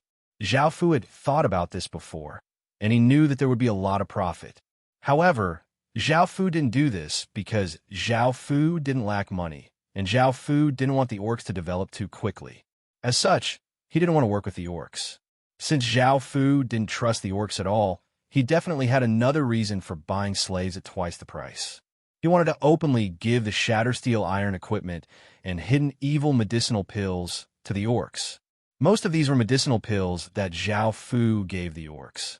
Hidden evil was a slow poison that ordinary people couldn't detect, and it could kill people if they used it too much. When all of the orcs used Zhao Fu's equipment and the poison took effect, Zhao Fu would be able to take down the orc city. When Zhao Fu had first thought of this plan, he had wanted to buy slaves at 10 times the price. However, he felt that Gunador was quite cunning, so he had to be careful. As such, he could only increase the price by 2 times. That was already a lot, and he would find an opportunity to increase the price in the future. As for the Zhou family, Zhao Fu didn't put them in his eyes at all. After experiencing so many things, Zhao Fu felt that he was becoming more and more scheming. However, there was nothing he could do about it, because a naive person would not live long. Zhao Fu only wanted to live and become stronger. Zhao Fu had been thinking about how the first layer of the heavenly domain boundary had been removed and how the Yin soldier had mentioned the legacy land. He felt that something was off and felt that the future was in danger. After returning to Qin City, Zhao Fu received a prompt. Lu Subai's status had been raised to that of a third-rank baron. She had fulfilled the requirements for leveling up to a city. Zhao Fu smiled and thought about who to distribute the achievement points to next. In the end, Zhao Fu decided to give the achievement points to Zhang Dahou. Before, when Zhao Fu had subdued Zhang Dahou, he had already been the village chief, so he had some achievement points. Now that he had followed Great Qin for so long, Zhang Dahou already had 500 achievement points, so choosing him would save half of his achievement points. Your Highness, this subordinate has conquered an ordinary village and discovered a new race of outlanders. I brought 2 people with me. Would Your Highness like to take a look? Just as Zhao Fu finished distributing the achievement points, Doke walked in with a smile on his face and bowed as he reported. A new race of outlanders? Zhao Fu felt quite curious. These outlanders seemed to be races from Western legends, and they had a mystical quality to them. There was no way he would see such a race in the real world, and he wondered if he would see an ancient race like the one from the East. Bring them in, Zhao Fu said. Doke obeyed and had 2 soldiers bring in 2 outsiders. These 2 outsiders were 15 or 16-year-old girls. Their facial features were exquisite, and their skin was snow white. They looked very cute, but what was different about them was that they had a pair of cat-like ears on their heads, as well as a tail. They were most likely the cat race from Western legends. The 2 girls looked quite similar, and they were most likely twins. The 2 cat race girls were hugging each other, and they looked around nervously with their big eyes, making people want to protect them. Your Highness, are you satisfied? I heard that in the real world, you're quite fond of cat women, rabbit women, and fox women. Doke's dog head cracked into a smile. Zhao Fu also laughed. In the real world, cat women, rabbit women, and fox women were all quite popular, and they were incredibly attractive to otakus. I'm quite satisfied, right? Seeing this cat woman, Zhao Fu smiled as he replied. Hearing this, Doke became even happier, causing the 2 cat women to tremble in fear. After all, it was this terrifying kobold who had conquered their village. Zhao Fu looked at their grades and found that they were both a grade. Zhao Fu realized that cats were quite agile. Suddenly, Zhao Fu thought of something and brought them to an empty area. He threw 2 daggers at them and said, If you can attack me, not only will I spare you, but I'll also spare your clansmen. Through the Lord's translation, the 2 cat women could understand Zhao Fu's words.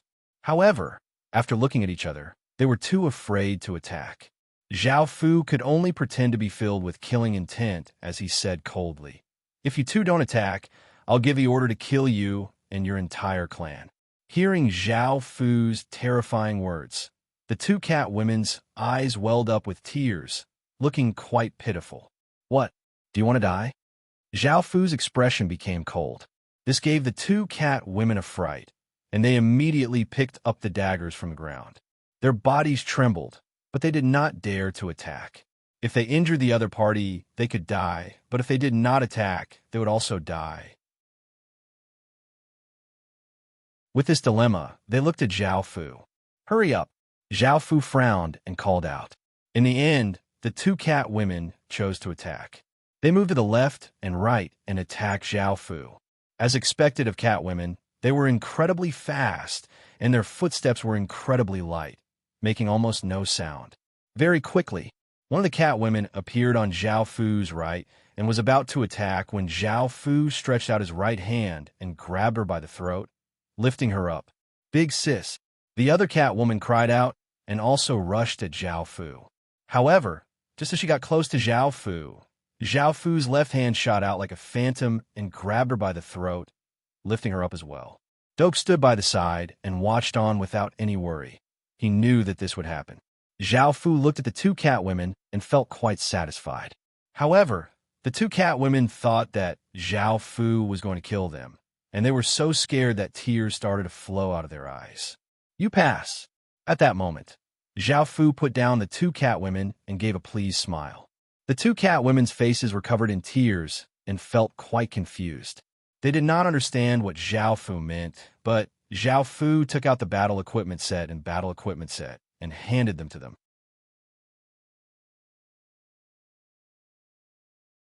Chapter 259. Only after hearing Zhao Fu's explanation did the two catwomen understand and take the equipment. Zhao Fu then took them to the assassin historical remnant and had them place their hands on the profession changed stone steel.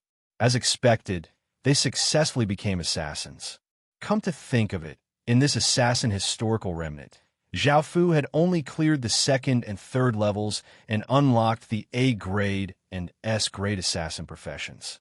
Currently, most of the assassins under Zhao Fu's control were B grade, with only 20 or so of grade assassins and 2 S grade assassins, Little Sha and Tuo Baqing. Both of them had obtained the complete legacy of the equipment set and had grasped the second transformation of their equipment, while the others needed to gain more experience. Suddenly, Zhao Fu seemed to have forgotten to ask for their names, so he asked, "What are your names?" The older catwoman, who was the older sister, nervously replied, "I'm called Lacey." She then pointed at the other catwoman, who looked somewhat fearful, and said, "She's my little sister, Ram." Zhao Fu nodded and looked at the two of them. Right now, they were still too weak, so they could only accept the B grade assassin profession. As such, he had people bring them back and have them train well. At the same time, he had people prepare 2 S grade orbs for them. Zhao Fu went to the 4th stage of the assassin historical remnant. Just like the previous stages, there was a large door. Zhao Fu pushed open the door and walked in. It was completely dark and silent, and it was even more frightening than the previous stages. At that moment, Zhao Fu stepped out, and it was as if he had walked into some sort of barrier. His surroundings suddenly changed, and Zhao Fu appeared on a large street. The buildings here were all pointed and were Western style, and they gave off a mystical feeling. There were many people on the street, both humans and outlanders. There was an endless stream of people and carriages, and it was incredibly realistic, as if he had arrived in a fantasy-like city. Zhao Fu understood that he had walked into an illusion, and he looked around with interest. One day later, Zhao Fu walked out of the ruins in a somewhat wretched manner. Inside the illusion, Zhao Fu discovered that he could not use any of his equipment, skills, or powers. Most importantly, he had to face the pursuit of various powers. The background of the illusion was the end of an era.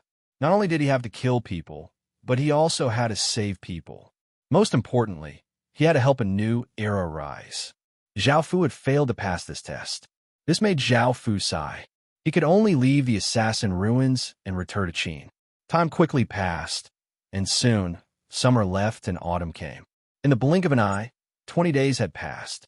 The weather gradually became colder, and the green leaves started to turn yellow. The autumn wind blew, and the heaven-awakened world welcomed autumn. After 20 days of development, Qin had opened up 30 regions in total. These were all regions that he had planned beforehand, and they were the regions that Qin was going to take back. Now, there was only one region left. With Seeping River, Valiant Peace, South Leaf, and Open Flask as the 31 regions Qin had to conquer. However, with such a large area, it was easy to imagine how difficult it would be. As such, Zhao Fu had to make all sorts of preparations to help Qin successfully conquer these cities. In the regions that he had opened up, Zhao Fu found 5 legatees. There were 4 that had resisted Qin: the state of Wei from the Warring States period, the state of Qi from the 16 Kingdoms period, the state of Zhou from the 5 Dynasties and 10 Kingdoms period, and the state of Shun established by Li Zicheng at the end of the Ming Dynasty. The 5th was the state of Zheng, established by Wang Shichong at the end of the Sui Dynasty. Wang Shichong had been an influential figure at the end of the Sui Dynasty, and he had held a high position during the Sui Dynasty. He had participated in the rebellion against Yang Xingan, and he had contributed greatly, making his reputation even greater. After Emperor Yang of Sui had been killed, Wang Shichong, Yuan Wendu, Lu Chu, and the others had supported the king of Yu, Yang Tong, as emperor. Wang Shichong had defeated Li Mi and gathered the Wagong generals. That year, Wang Shichong had crippled Yang Tong and proclaimed himself emperor. However, in the end, he had been defeated by Great Tang's Li Shimin, and the state of Zheng had perished. These 5 legatees were massive obstacles that Zhao Fu had to face, and he had to plan carefully to get rid of them one by one. Zhao Fu wanted to get rid of them as soon as possible and clear out Qin's path. After all, they hadn't developed yet, and the most powerful faction that they had to face was still the system main cities. Right now, if Zhao Fu didn't have his nation armament, Zhao Fu wouldn't be able to defend against the system main cities' armies, and he would lose without a doubt. These 5 legatees hadn't developed yet, so they weren't as powerful as the system main cities. However, once they developed, they would be many times more powerful than the system main cities. When that time came, it would be too late for Zhao Fu to deal with them. Right now, Great Qin was in the northern part of the Midland Continent, Great Han was in the southern part, Great Shang was in the western part of the Midland Continent, Great Zhou was in the eastern part of the Midland Continent, and Great Xia was at the center of the Midland Continent. The 5 dynasty legatees had already been divided into their own regions, and the other dynasty legatees were in the regions between the 5 dynasty legatees. The system seemed to have already decided who would be in those regions, so there wouldn't be any battles between dynasty legatees right from the start.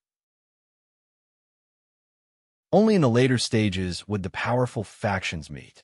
Zhao Fu decided not to talk about these things for now and turned his attention to Qin. Through conquering other villages and buying people from various regions, as well as the people provided by Orc City, Qin's population had reached 230,000 or so people and 40,000 soldiers. Because Zhao Fu soldiers had reached stage 0 to 8 or 0 to 9 cultivation, and with the support of the 100 herb pills and blood god pills, Qi now had around 1,500 stage 1 soldiers. The number of stage 1 soldiers was increasing at a rate of 80 per day, and almost all of them were the 5,000 soldiers under Zhao Fu's command. Some of the new soldiers' cultivations weren't very high, only around stage 0 to 5 or stage 0 to 5. If they wanted to raise their stage, it would take a lot of time unless they had a large number of blood god pills. The chaotic world stone steel had also leveled up to level 1, and it could be exchanged for blue-grade items. Leveling up from level 1 to level 2 required 100 war points. In terms of economy, Qin's merchant alliance had already entered 30 regions and was quickly developing. They sold all sorts of items, and they had established their own farms to reduce the cost of selling goods to the lowest possible level. All of this provided Qin with a large amount of financial support. Qintown had also started to expand in order to accommodate more people, and Rising Qin Academy was also expanding to educate more children and nurture Qin's culture. A true kingdom wasn't just a faction that controlled a large region. If they wanted to have a deep foundation, they had to nurture their own culture. In terms of production, because of the city's stats, only 30% of Zhaofu's workforce was in the production of food. Most of the people were in the production of various products, such as military equipment and medicinal pills, while most of the people were in other areas.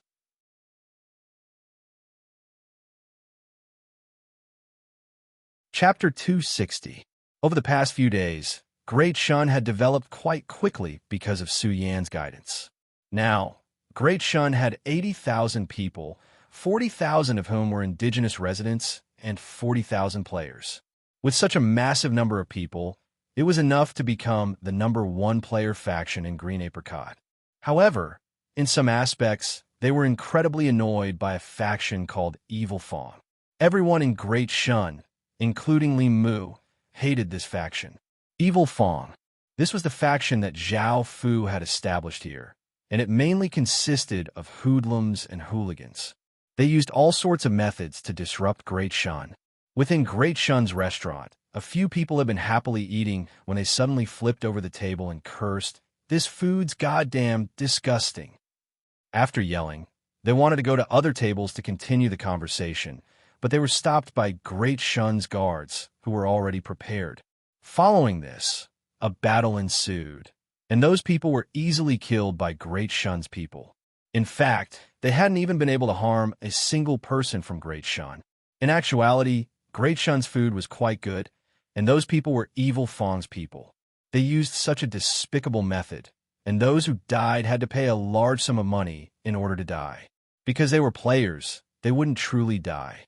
This had happened many times, and Great Shun was prepared for this. However, this method was incredibly disgusting, and seeing the corpses on the ground, how could the people at the surrounding tables have the appetite to eat? They hurriedly paid for their food, and they most likely wouldn't come again. Within Great Shun's pastry shop, a person walked out and ate a few pieces of pastry. Suddenly, he fell to the ground and started foaming at the mouth as his body twitched. Great Shun's pastry is poisoned. Everyone, don't eat it. Look, someone's dying. Someone immediately yelled. This immediately attracted countless people, and they didn't dare to go to Great Shun's pastry shop to buy anything. A beautiful female boss walked out with some people, and she angrily looked at the scene in front of her. Just as she was about to order people to capture the person who was pretending to be dead, the person who had fallen to the ground immediately got up and started to run. The man on the ground knew what was good for him and immediately got up from the ground and ran. A few guards immediately chased after him, and the beautiful lady boss immediately explained to everyone, trying to regain some of her reputation. However, this had already happened many times. Within Great Shun's equipment shop, Great Shun sold some normal equipment and materials.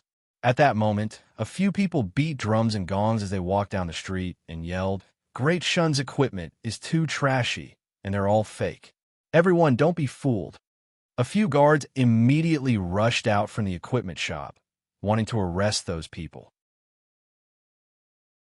However, those who had shouted immediately turned and ran, and the guards could only curse at them. The boss came out and explained their shop has been set up by a despicable person. Of course, the people who were ruining Great Shun's business were Evil Fong's people. Great Shun had thought of many ways to prevent this from happening, such as sacrificing some of their profits to only do business with indigenous residents. However, Evil Fong had recruited evildoers from the indigenous residents and continued to use all sorts of despicable methods to destroy Great Shun's development. Great Shun wanted to use this sort of despicable method to deal with the faction behind Evil Fong, but they didn't find any of that faction's shops. Zhao Fu had expected this, so he hid his shop well and gave up some of his businesses in Green Apricot. The other large families didn't do much, as they didn't want to sacrifice too much of their own profits and completely resist Great Shun. However, they still tried to suppress Great Shun a bit. After all, they understood that they couldn't allow Great Shun to develop too quickly, or else their families would be destroyed. At the same time, they received some resources from Zhao Fu, so they had to suppress Great Shun a bit. This was the situation with Green Apricot. On that day, Li Mu finally bribed a few of Evil Fong's people and discovered where the faction was gathered. He personally led his people there and kicked open the door. Seeing everyone inside, Li Mu had been suppressing all of the things that these people had done to Great Shun, and today he finally had an opportunity to catch them all in one fell swoop. Kill them all. Don't leave a single one alive. Li Mu's expression became savage as he roared with killing intent. There were roughly 500 or 600 of Evil Fong's people within the room. Their cultivations weren't very high, as they were just hooligans on streets. However, Li Mu had brought 1,000 of Great Shun's elites, and all of them were at stage 0 to 6 or 0 to 7. After receiving Li Mu's orders, Great Shun's soldiers charged in with their weapons. Evil Fong's people were all terrified and wanted to run, and the battle was completely one-sided. After this battle concluded, all of Evil Fong's people had been killed, while 30 or so people from Great Shun had been injured. Li Mu still wasn't satisfied with the corpses on the ground, and he ordered for these corpses to be hung on trees outside the city. He then said, "This is the fate of anyone who dares to offend Great Shun." The soldiers obeyed and hung 500 or so corpses in a forest outside the city. The corpses were hung from trees with ropes tied to their heads. There were many wounds on their bodies, and they were covered in blood, coupled with the painful and twisted expressions on their faces before they died. Many predatory crows and vultures began to peck at the flesh on their bodies. Such a tragic and terrifying scene scared most people away from it. This matter shocked everyone in Green Apricot, and the large families were so scared that they stopped doing anything against Great Shun. All of the factions fell silent, not daring to make a single sound.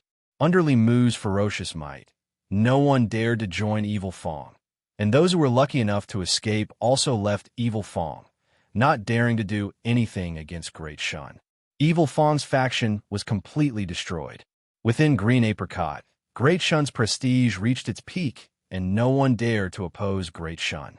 Anyone who encountered Great Shun had to lower their heads, and with 80,000 people, Great Shun had become the unshakable #1 faction in Green Apricot.